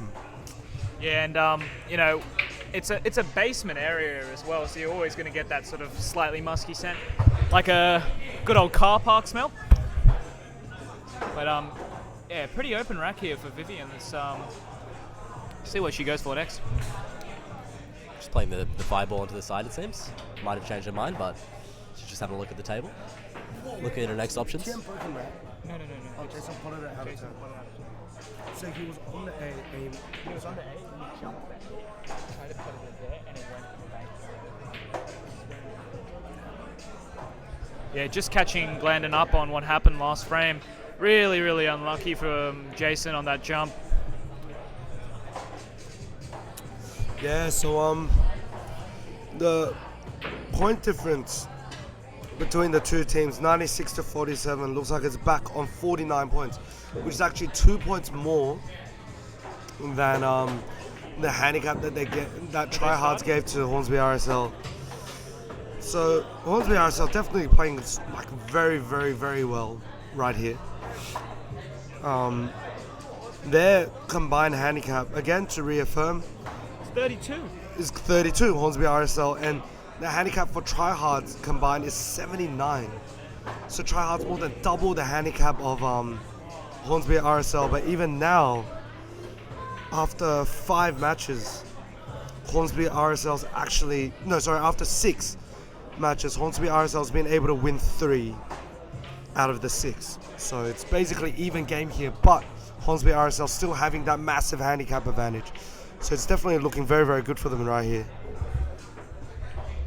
Yeah, and when Jake and I actually played Hornsby RSL mid-season, they're a great team, have some great safeties in their locker, like we said. Definitely more value than what the handicap is worth. Yeah, I think low handicap teams like this are always dangerous in CueSoc League. I'm not sure if any of you viewers remember, but I don't think the video was posted, but last year, the first semester, CueSoc League, a similar team of 3 snooker players also made it to the finals of CueSoc League. This was season 5 and managed to win, the Bok Choy boys. So looking like history's repeating itself here. Yeah, the Bok Choy boys, remember, were the first and only team to win both minors and majors, so a major achievement from them, and they will be forever cemented in our legacy. 100%. So going back to the game here, we see Ben trying to put that ball down in the corner, but maybe it's the nerves, but he missed that by quite a lot. Completely hit the wrong side of that 11 ball. But kind of a good leave here for Ben here, not really giving Vivien any sort of easy shot, and she's forced to go for that 4 ball down in that bottom right corner as a opening shot for this visit. Yeah, once again, I think you're bang on the money with the nerves, Glanden, but I also do think that as much as nerves are a contributing factor, fatigue at this point also has to be considered one of the major problems for these players, because they've been going now for, what time is it now? It's 4 o'clock, so...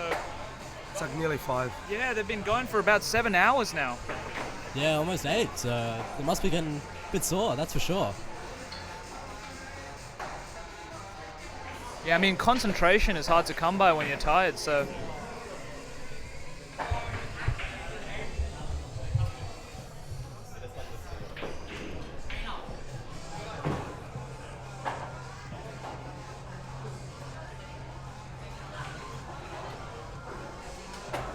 Again, another tough leave by Ben for Vivien. Definitely not easy. I think she's probably going to try and just hit that 3 ball, because if she hits that 3 ball, she'll be able to pop the 7 ball, which is basically in the pocket. So I think Viv will go for the rail first here, which she does. Very nice pot there. I think she's able to pot the 3 next, is what I was going to say, and continue her visit. So yeah, it's looking good for Vivien right at this current moment. Depends on what she decides to do next. David, what would you do here? What I did there, Vivien's playing solids.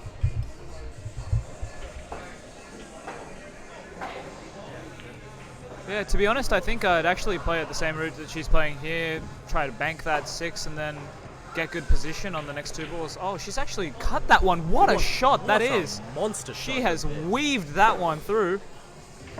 A fantastic shot. Yeah, no, Vivien's really been pulling out the shots today. Yeah, I think I definitely would have banked that one because I'm not much of a cutter myself, but you know that's a much safer and theoretically a higher percentage shot. Yeah, and when you've got ability like Vivien to do that, I guess you just have to go for it. And she's looking to just bring this up with a bit of top. I think she might have gone too far. Has she run that too With the far, top of the Jake? table, I think she might be able to see it. She seems to think so, but I'm not sure about that.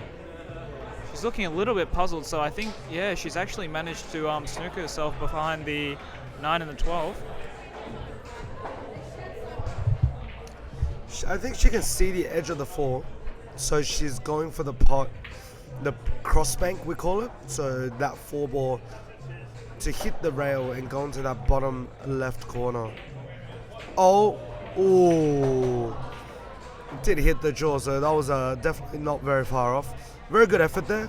Very unlucky to be safe, but then again, it wasn't an easy shot to pot that 3 ball and hold for the 4 ball there. So very good effort there by Viv, but you know, I guess it just wasn't her day. Yeah. Yeah, like you were saying earlier, Glanden, those shots where you have to bank into the corner pockets, you know, going across the object ball, it's extremely difficult to do because there's so much that you have to account for. So much side. And also the angle that the ball's approaching the pocket, it doesn't play very big. It can be very difficult to even pot the ball in that case. You see Viv came off the bottom rail there, and though she hit the jaw, the ball didn't even look like going in the pockets. Very different when you compare to banking in the side pockets, which play very large, coming at the angle you'd often play a bank at. In saying that, I think she's playing another bank shot here. This one doesn't look too difficult. Yeah, I think she's... I don't think this will pass the 13 ball, that's for sure.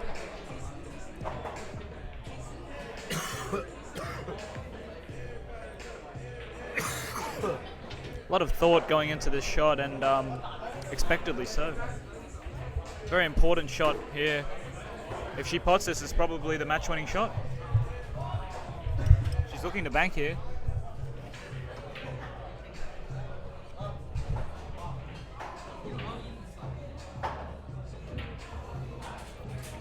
Yeah, no obvious shot here for Vivien. Maybe she opted to just leave that cue ball down there. I think it was probably a two-way there, like we were saying earlier. She, not really, I think, going for the bank more, so leaving distance between the cue ball and the various object balls that Ben could take here. Yeah, I think Ben's going for the shot on the 11 here, but that's quite a difficult shot actually because you have to pass the middle pocket. Yeah, the point of the middle pocket always comes into play here, but I don't think he's really got much else choice as far as potting a ball goes here. He could opt to play safe, but I don't see an easy way to do so.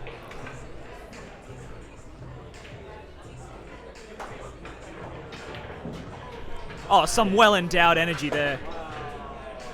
But he's unfortunately scratched in the middle pocket there, coming just across the table there, but Phil will have ball in hand. Let's see how, should be quite an easy run out here for her. Only 2 balls left on the table.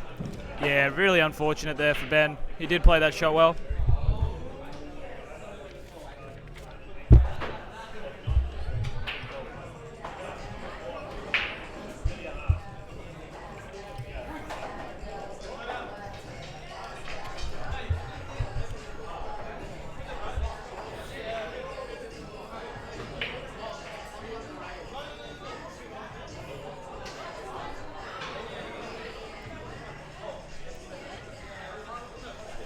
I don't think... They called a timeout. They've actually called a timeout here, so that's why you'll see both of Kevin and Jason advising Vivien on how to take this shot.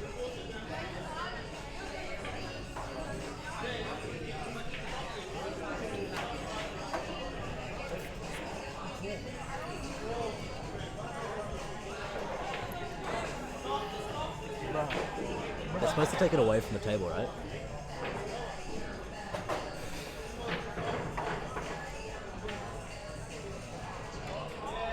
Yep, perfect shot there. and she's left herself a great easy black. But you know, some people, especially me, miss easy blacks, but she hasn't there, and she takes another frame. Vivien with her second win in singles. Yeah, finally a clear win for Tryhards, and I think this is the first match which I think we could really see Tryhards start performing at their level. So a comfortable 10-3 win there. But all throughout the match, Tryhards have never been able to cut their handicap difference down to sub 40. But now the handicap difference is at 42 points again, and Kevin and Jason will definitely be looking to win these two matches before going into the double points for doubles. Or else, if they don't cut the point difference here now, it will actually be very, very hard to make that up in the last 3 matches of this whole team's match. But as we can see here, the next match will be between Kevin and Thien. Kevin's about to break off here. And Tryhards are currently down by 42 points. So Kevin will be looking to get a good break in and really get an early start. I was talking to Kevin up there just then when I was getting that breather, David, and Kevin was really saying that now that it's come to the finals, he's really not being able to play as well as he could. But yeah, I mean, we've seen Kevin make some fantastic shots leading up to the finals, so I mean, if he can just keep his composure a little bit, I think he'll do fine here in this match. I think that break was dry, wasn't it, Jake? Yes, it definitely was dry, but I think Thien has got an easy shot on the 3 ball, so he's going to get his run started on the solid balls here. Just opting to stun the ball over. It's not a very good effort, but I think he should be okay. Yeah, unfortunately, I think the shot he wanted to take there would have been either the 7 or the 4 next, but he's left an awkward angle for both. Yeah, I think instead he's going to have to opt to play the 1 ball, which offers elevated cueing, which will make the shot even more difficult. Yeah, he's got to really jack up here, and it's going to make the shot tough. And as you can see, yeah, very, very, very difficult there.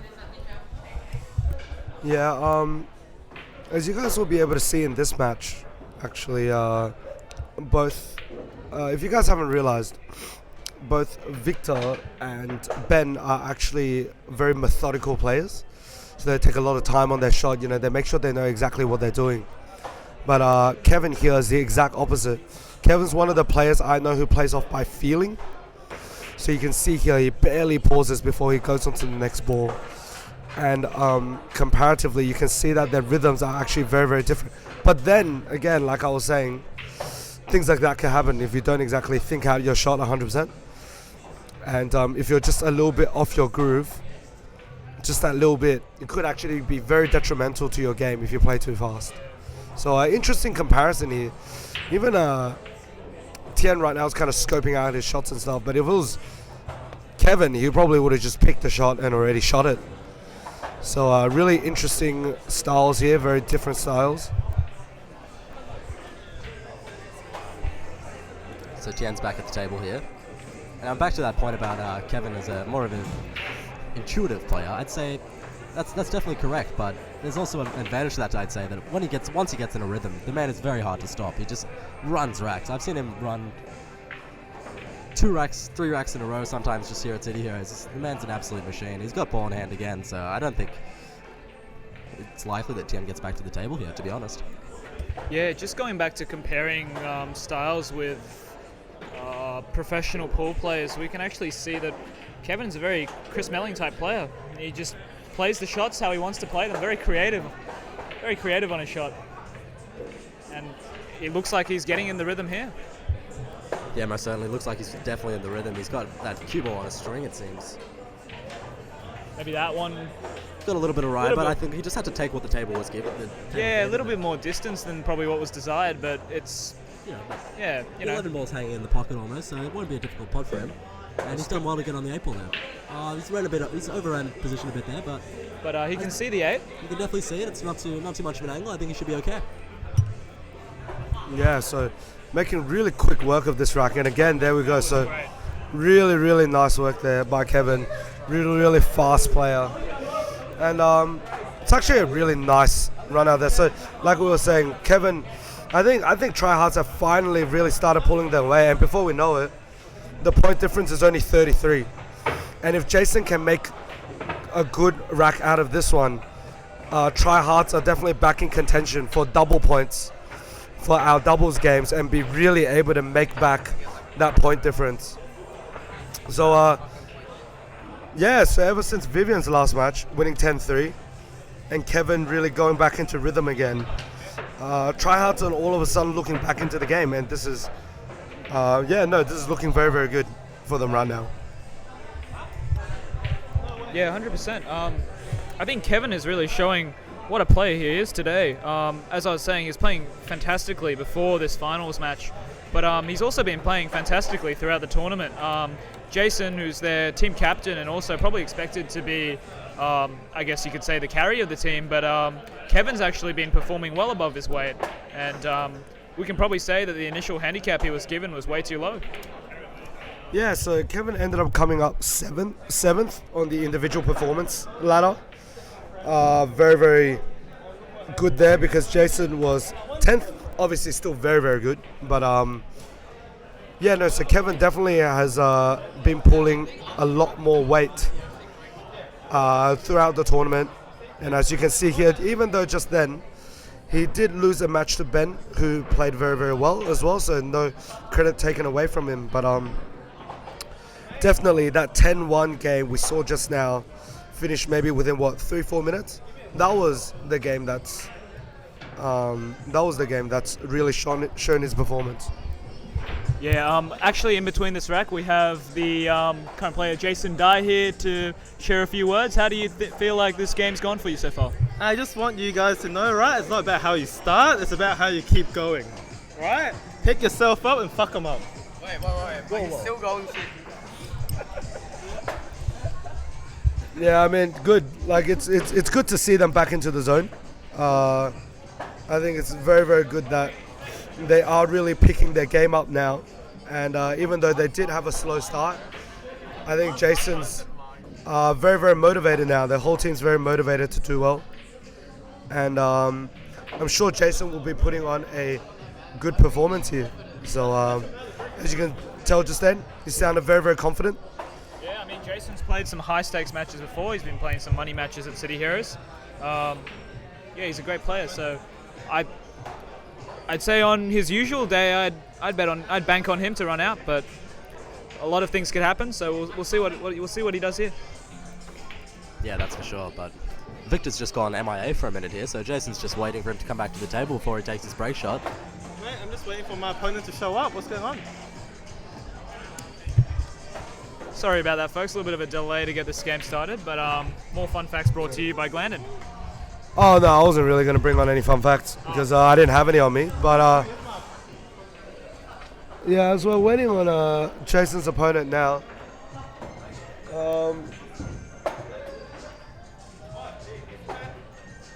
Alright, there we go.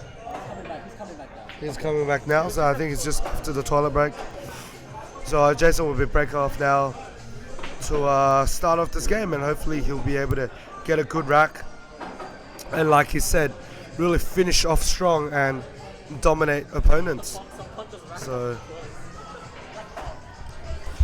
yeah, and Jason actually implements a 9-ball break. He breaks from the side, tries to cut into the rack, and that's a brilliant break. Yeah, that's worked very well, that's for sure, but he's got a couple options here now, so I think he'll definitely be taking the solid balls here. Yeah, 100% agree with you here, Jake. The solid ball spread is a lot better than the clusters of stripes that we see up down the table there. Yeah, not a single stripe has passed the middle of the table off that break, so... I think this is looking great for Jason. Yeah. If he can just maintain his composure, I think he's got an easy run out by his standards. He really couldn't hope for a better layout here. This is exactly what he needed in this final frame to reduce the deficit of 33 points by as much as possible. He's played a great shot to get onto the 6 here. Will.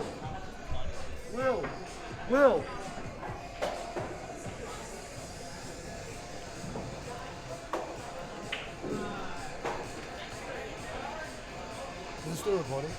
Yeah, it is. Yeah, it's all good.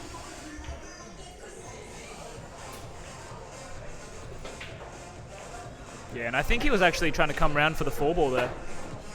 Yeah, I'm not sure, but he's landed nicely on the 5-ball, so it should be okay. I think he'll want to probably leave the 1-ball as his key ball here, I'd say. And I think he's just going to clear the top of the table first.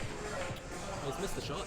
Oh, very uncharacteristic of Jason there, but I don't think much is left on for Victor here, so should be okay. Like we said, fatigue is a big factor here. These guys have been playing for pretty much 8 hours now, so... Yeah, no, 100%. It wasn't an easier shot, but it definitely wasn't hard by Jason's standards either. He was reaching for it for a bit, so maybe that would have affected it as well. But regardless, not too bad of a start from Jason, getting a few balls on the break and then being able to run a couple of his balls out first so that he could kind of assert control over the frame. Ooh, bit of a mistake here from Victor. I think he was trying to bank into that left corner, but the ball double kissed and he ended up, yeah. I think he was trying to play safe around those clusters. Oh, was he? Yeah. I thought because I saw him call the pocket. I swear I saw him call the pocket. Oh, yeah. I think it was more of a two-way shot. Did you call the bank? Were you trying to play bank? Oh, you try to bank, right? Yeah. Yeah, so no, we've just clarified with Victor that was a bank attempt. Yeah. Yeah. So essentially a two-way, trying to hide it behind his own balls, so he has some options when it is his next turn to take a shot. But it is a great shot here from Jason, and he looks like he's going to clear up.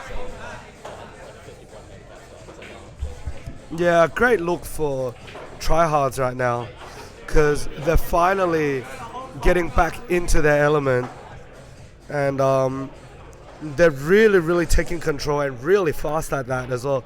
As soon as they started breaking in the last 3 matches, including this match, they've just been flying. And as we can see here, Jason will take this easy 8-ball, and again, before we know it, it's another 10-3.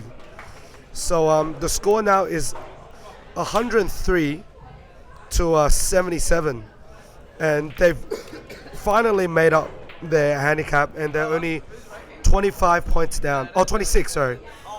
26 points down heading into the doubles. Yeah, last time we checked, it was at a 49 point deficit, so definitely reducing that gap now, and they're showing some consistency, and I think it's they're showing some good form coming into doubles here. Yeah, no, this is great. To see the match getting closer and closer. So these doubles will really be very tight matches, and we're set for a tight finish.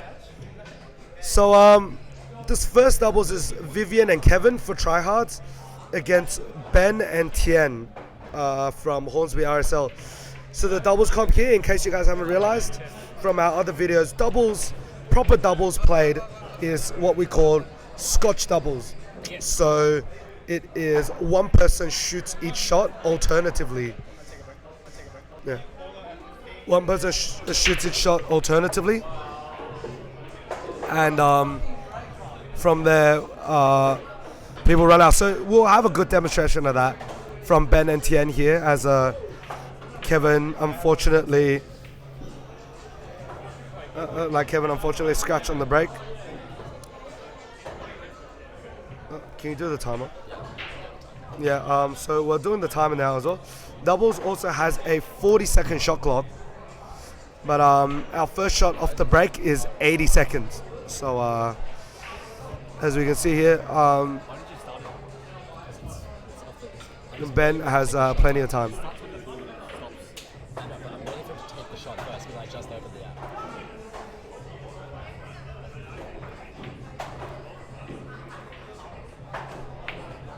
Oh, unlucky here to miss a ball in hand, but not gonna lie, Ben kind of looked like he just jabbed at the ball a little. So yeah. Anyway, it leaves a good opportunity for them to really take control, for Tryhards here, really take control of the situation. So Vivien here with the first shot, and it should be Kevin following up. I think they're really in control with this rack. I think they should be able to get past the 1-ball to the 5 there in the corner, maybe just down the rail. But I know they'll definitely be trying to, and those are the only 2 balls that they'll probably be having problems with. But still plenty of balls left on the table right now. A lot of options for both Vivien and Kevin to continue the rack.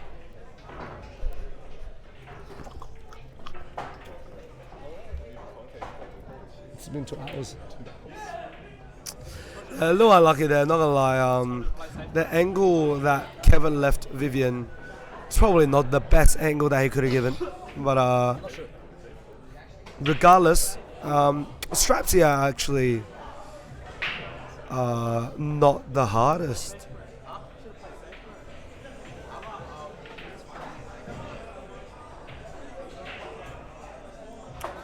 So good cut into the side here, but that's actually a shot that I don't agree with, Jake.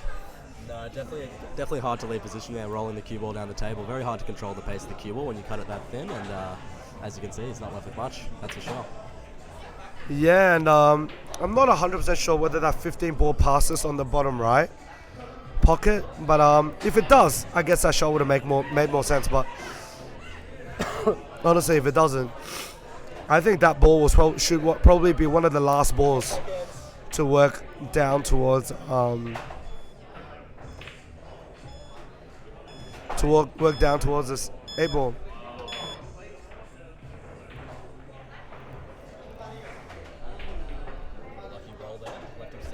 Bit of a lucky roll there from Ben, but I think might be still able to still see the 5 ball down the rail there, but it's a bit straight, could be problematic getting on the next ball.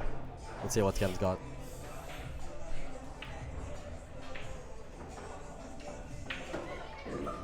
That's alright, not a foul. And Kevin actually leaving quite good position there. A very, very tough leave for Hornsby RSL to come back into the table to take their turn. So, yeah, not too bad right now. Not too bad of a spot for Hornsby RSL. See how Thien goes with this 15 ball down in the top left corner. Has he got it? I think it looks like he's got it. Wow, hard at the pocket. Yeah, perfect shot there from Thien, and he looks to be on something here, so good chance for Hornsby RSL, that's for sure. Yeah, 100%. Right now, Hornsby RSL has 4 balls left. Actually, a really tough pot right here. Even though Thien got that pot, Ben doesn't have exactly the easiest shot to get through to the next balls. And again, like that was a tough ball for Ben to be left, and you know, that was definitely not an easy shot to pot. Yeah, and the rack's now wide open for Kevin and Vivien. If Vivien can pot this 6 ball, I fully expect him to run the rack. Kevin's really hit a stride now, and it's hard to stop him. Yeah, 100%. Kevin and Viv are very, very good players to their own right. Good shot right there by Vivien. Even though she bumped a couple of balls, there was no problems there. The 1 ball goes very clear through. And not sure about that ball, but I think it's still okay. But a little bit of a debate here. Timeout here in the doubles from Jason.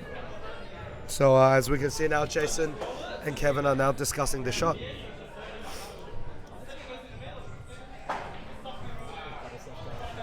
Right. So David is now back as well.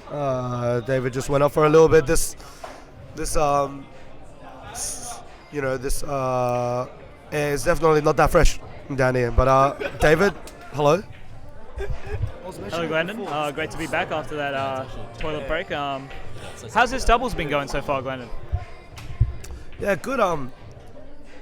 Like, Tryhards have really been taking control, and they're actually looking like the momentum's back on their side now. So, yeah, it's good. Also, we have another person joining our commentary booth.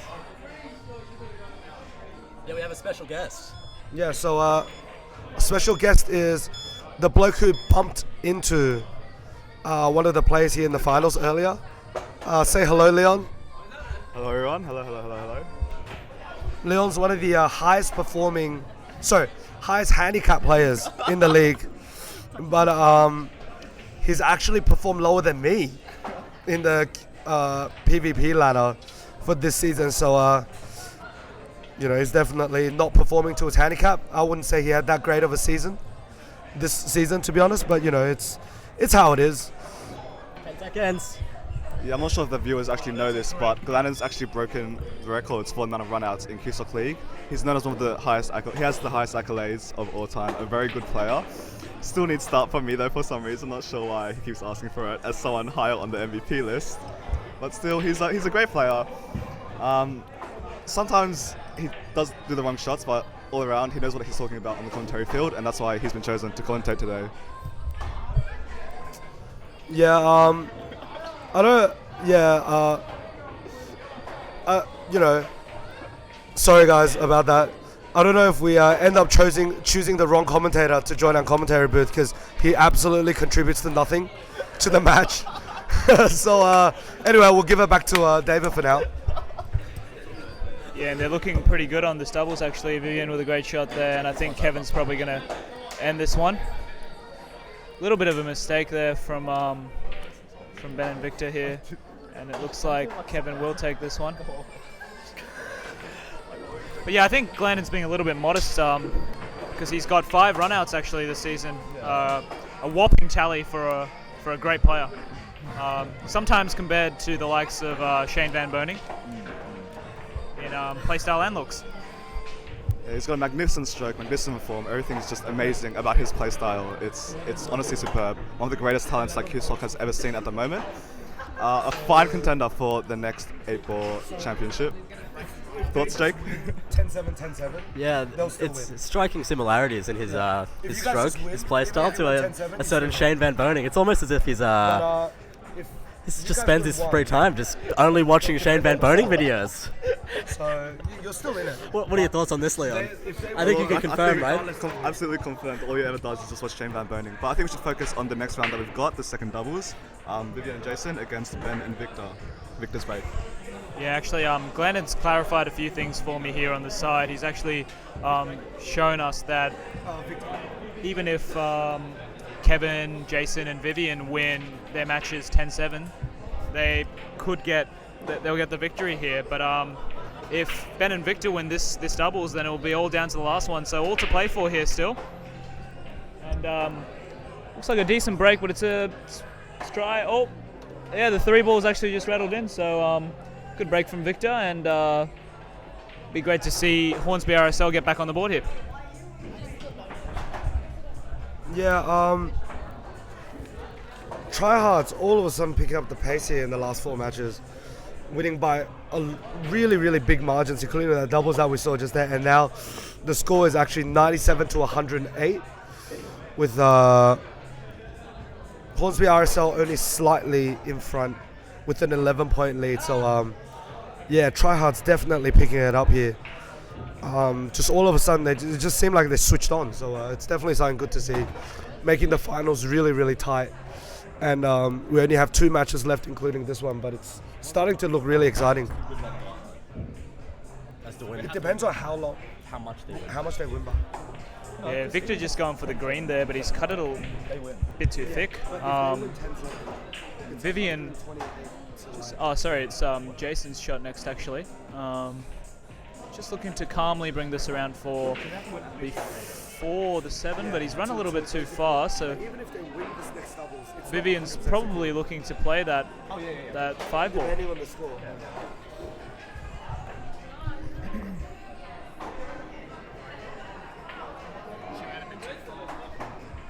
Oh shit, I'm supposed to be doing the clock, but that's alright. Yeah, you hold this.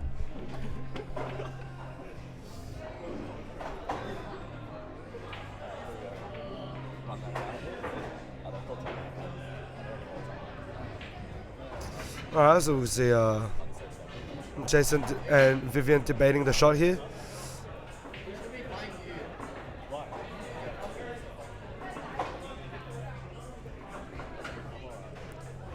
So I think Vivien here is going for the bank issue.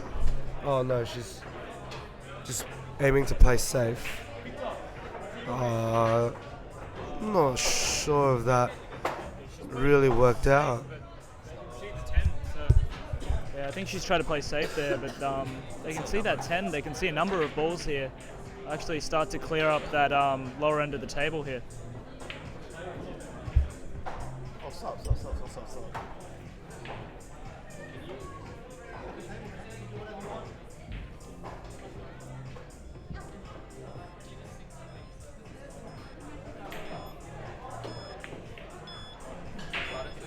Yeah, Ben's cut that in. So I said just spam it. Spam it until the ball stops. Because the voice wants to sound like the shot. Victor's probably going to have to play this 10 now. Probably wanted to leave that one for the 8, but a little bit of positional trouble there. But he's played that well. Yeah, I think that's a good angle to pot the 9 ball and actually run into that 14 and 2 ball kind of little cluster on the bottom right side of the table. So yeah, no, that bump definitely worked out really well for Victor and Ben.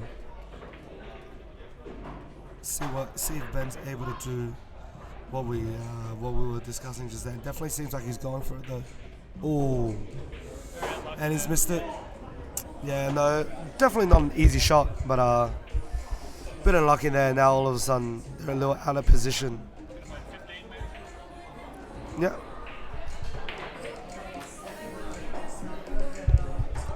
Tricky shot there. He's just missed the 15, and it's given Jason close ball position to that 5 ball now.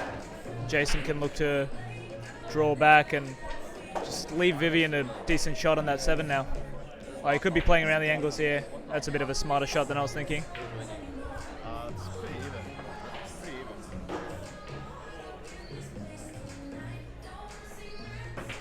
Jason just looking at that 2 ball to see how they're going to break that one up.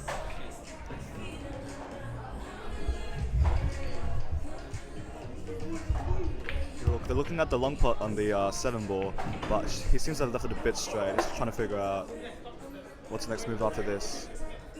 Let's play stop shot. She's going to stun the 7, according to Jason's instructions. Yeah, since they're drawn a bit, that's completely fine. You're still left on a shot. Until they shoot. It looks like he's going to be going for the 4. He's going to cut and try to break out that 2. Oh. Good analysis from David. Yes, he's going to be definitely putting draw on it. Cutting the 4. And... ooh, what an effort. Missed it by millimeters. He's actually been really unlucky there, because if he stopped a little bit shorter, he might have left short side position of that 2 into the middle pocket, but they've gotten unlucky there, and I think they're going to opt to play the safety. Yeah, so Jason's narrowly missed that cluster. So I think Vivien is... oh, so an extension's called here for Vivien and Jason. I forgot to mention this, but there is a 40-second shot clock. Oh, I mentioned that. But you also get to have a extension to your 40 seconds just for this one frame. So Jason's opted to call that. And great idea for a safety here for Vivien and Jason. Because by leaving it there, any pot that they do right now makes it harder to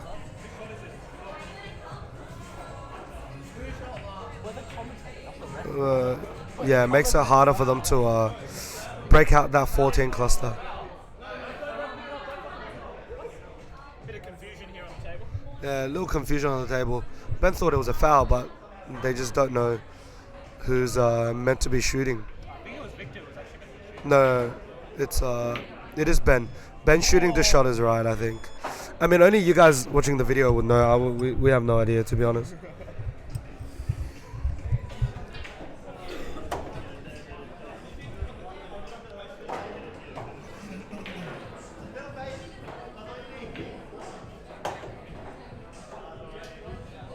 A little bit of a squabble going on between teammates. And Kevin very happy to sit this one out. I am the best player to ever exist. Anyone who thinks they're better, challenge me. a very Earl Strickland-esque comment from Kevin Wang there. I think that's a good comparison, to be honest. Yeah, I think so too. He's a very good shot maker, also a very good shit talker. Very good at shooting myself. Yeah. 131114 Suicide Hotline.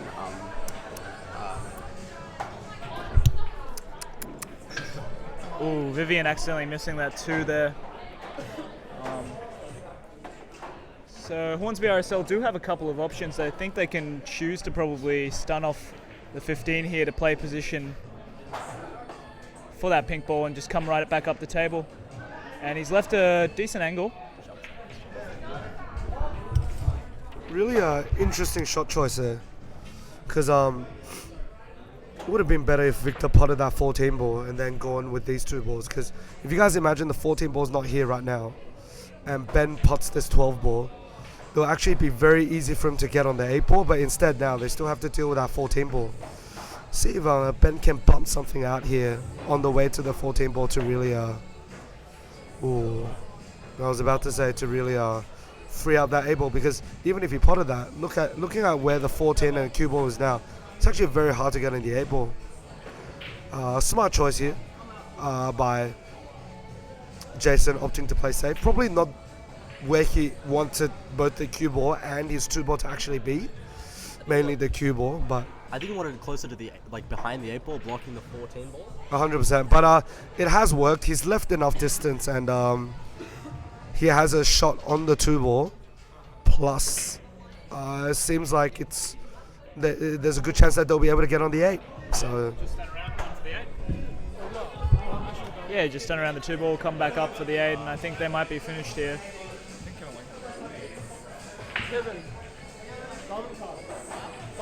You see if Vivien can successfully take on this long pod. There's quite a bit of distance between the cue ball and the object ball.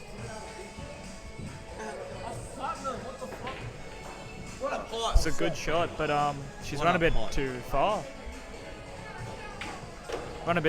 She's left Jason a bit of an awkward shot on the 8 here. Yeah, but I'll still favour Jason to make it. The only thing is if he be careful where the cue ball is going. Oh, very good. He put a little spin on that. You can see the excitement on Jason's face. And now, before we know it, all of a sudden, it's all come down to the very, very last doubles. The score right now is 117 to 118. Wow. Coming down to the 170, so 1 point difference. So definitely whoever wins this last double, will end up winning the whole thing, right? After 8 weeks of weekly leagues, one long finals day, and it's come down to this last doubles match. So yeah, very exciting stuff. What are your thoughts? Jake and Leon? It's definitely been a long, hard-fought day. Everyone's very mentally exhausted, but they'll need to get their grip just for this one last game, where it all matters. Yeah, for this last game, we have possibly Tryhards' greatest pairing of Jason and Kevin. They're going to be hard to stop, that's for sure. Yeah, both extremely strong players, both in top 7 of the MVP list. It's definitely going to be a challenge for Hornsby RSL, but let's see what they can pull out. Right, so Jason breaking off for the last time in this whole season. Yeah, Jason's going off. Jason actually went for what we call a second ball break. So a second ball break in 8 ball is meant to guarantee a corner ball of the rack into the pocket, while at the same time it's actually not meant to be as good of a spread as a normal head-on break that we'll see a lot of people doing. So yeah, just some interesting kind of pool knowledge there, but that you guys can kind of use. So if you guys are interested in that, you guys should definitely check out the second ball break. Google that, see where you need to hit the ball, how you need to hit it on the rack, what angle you need to approach it, etc. But yeah, so a dry break there leads to Hornsby RSL having the first choice, and they have decided to choose stripes.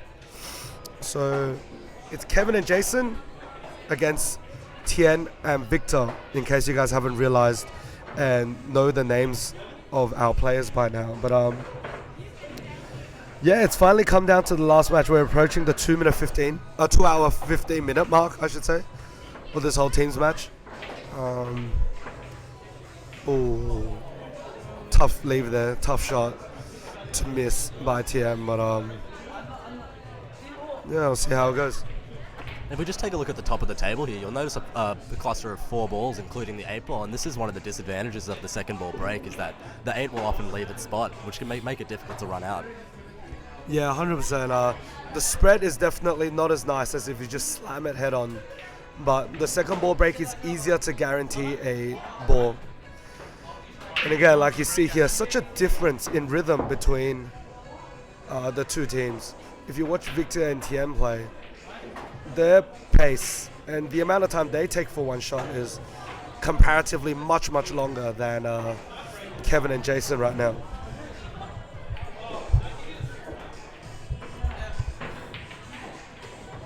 Yeah, I think Jason's actually going to go and try and crash into the 6 and the 2 now off this 8, off the 4, sorry.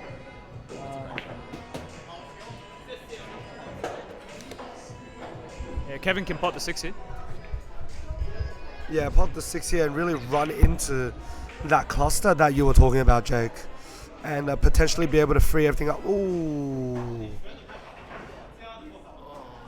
No, that was very unlucky. I think he rushed it just a little bit.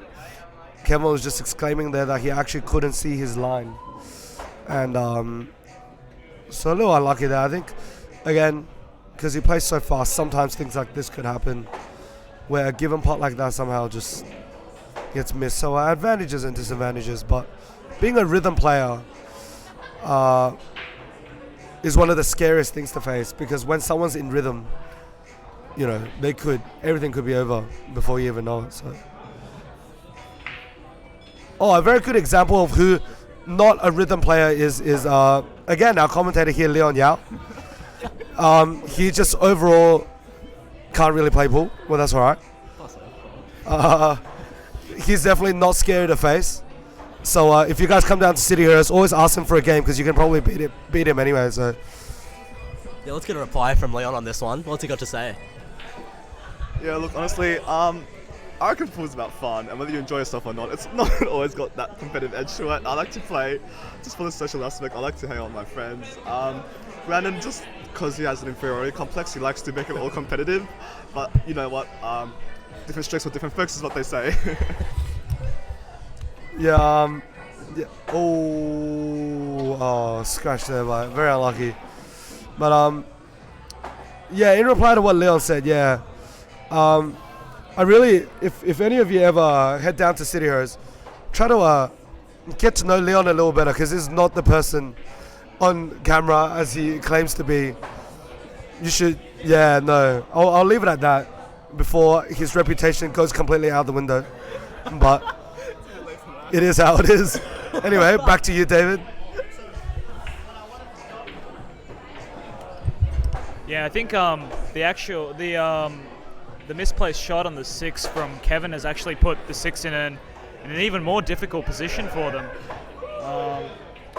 And Victor and co looking to try and sort of leave the 6 in its place, actually. Be very interesting to see their such shot selection here. I'm going to draw off of this.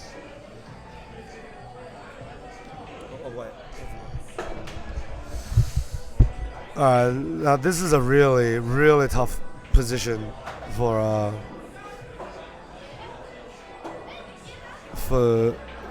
Hornsby RSL right now, because if they decide to put the most straightforward shot, which is 11, I don't see any other way for them to get rid of that 12 ball. But as I say that, obviously, you know, they're in the finals for a reason. They recognize this, and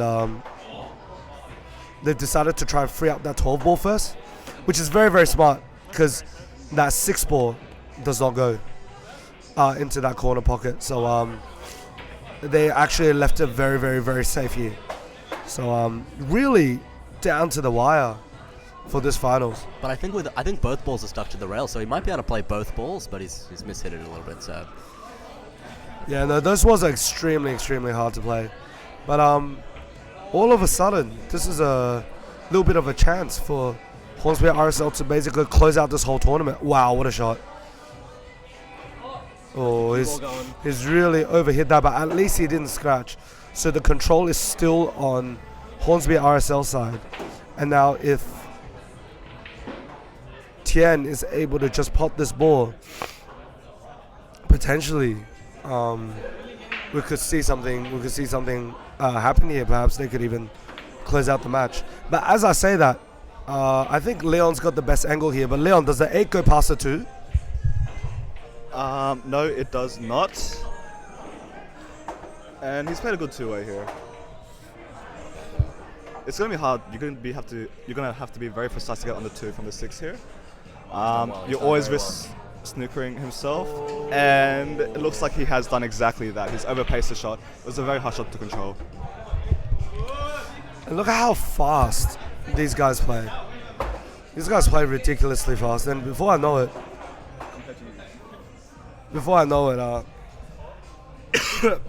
all of a sudden, each team has 1 ball left. Each team has 1 ball left. Oh, what a lead by Kevin. But I don't think it's actually a hard shot right here. The balls are not touching. There shouldn't be a problem for Victor here. Yeah. It's really come down to the one. We have Kevin here giving us a little bit of a comment after that shot he just hit. So I'm actually the worst player in the world now, so like don't challenge me. I completely agree with that statement. No, okay, I'm kidding. Alright, let's see what Victor does here. Very key shot here. Right, he's opted to play safe. That's smart.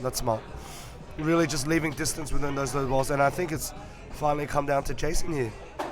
We really gathered up a crowd here too. I don't know if you guys can see from the camera, but really gathered up a crowd here.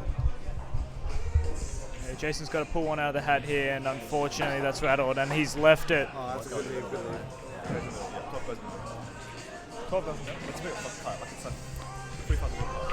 12's a very thin cut here, according to our commentator Leon.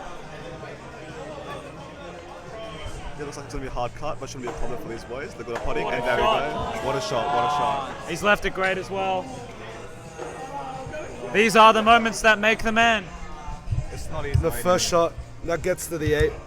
First team to get to the 8. This is for the championship. This is for the whole thing.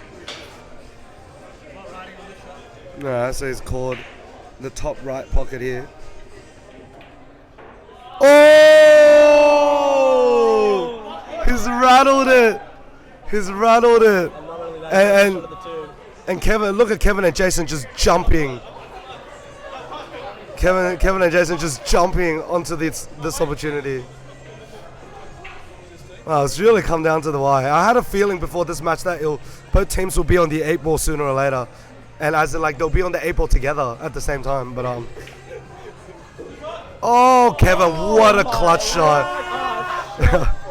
Look at him. And now Jason has a chance to close out the match.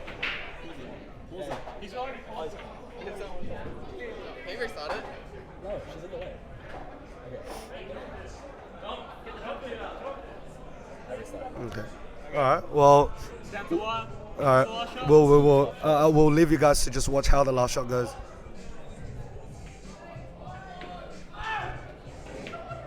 Oh, what a comeback win! What a comeback win from Tryhards. Absolutely ridiculous, because after the first 6 matches, the first 2 rounds of matches, they were still down by 49 points, which is actually more than the handicap that they gave at the beginning. But before we know it, in the last 6 matches, all of a sudden they've made a comeback to being only 1 point down before the last doubles, and now they have managed to win by 5 points. Final score 137 for Tryhards to 132 for Hornsby RSL. We'll just get our ref Will here to double check the scores in case we did anything wrong. Our 2 presidents / executives to just double check the scores. Oh no! Oh god. That's kind of bad. Did we make a? They still win, but it's a tie. Oh wow! So apparently there's been a calculation mistake because. No, you guys still win. You guys still win because you win the last one.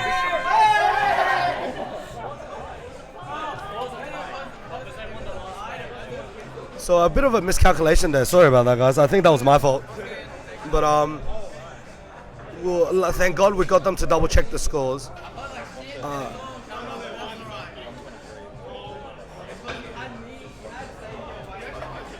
So what ended up happening was absolutely crazy. So for correction, our first doubles match was actually 113 to 97, which brings the second doubles match to 123 to 117, and so our final game, our final score ends up being 137 to 137, which is a tied score.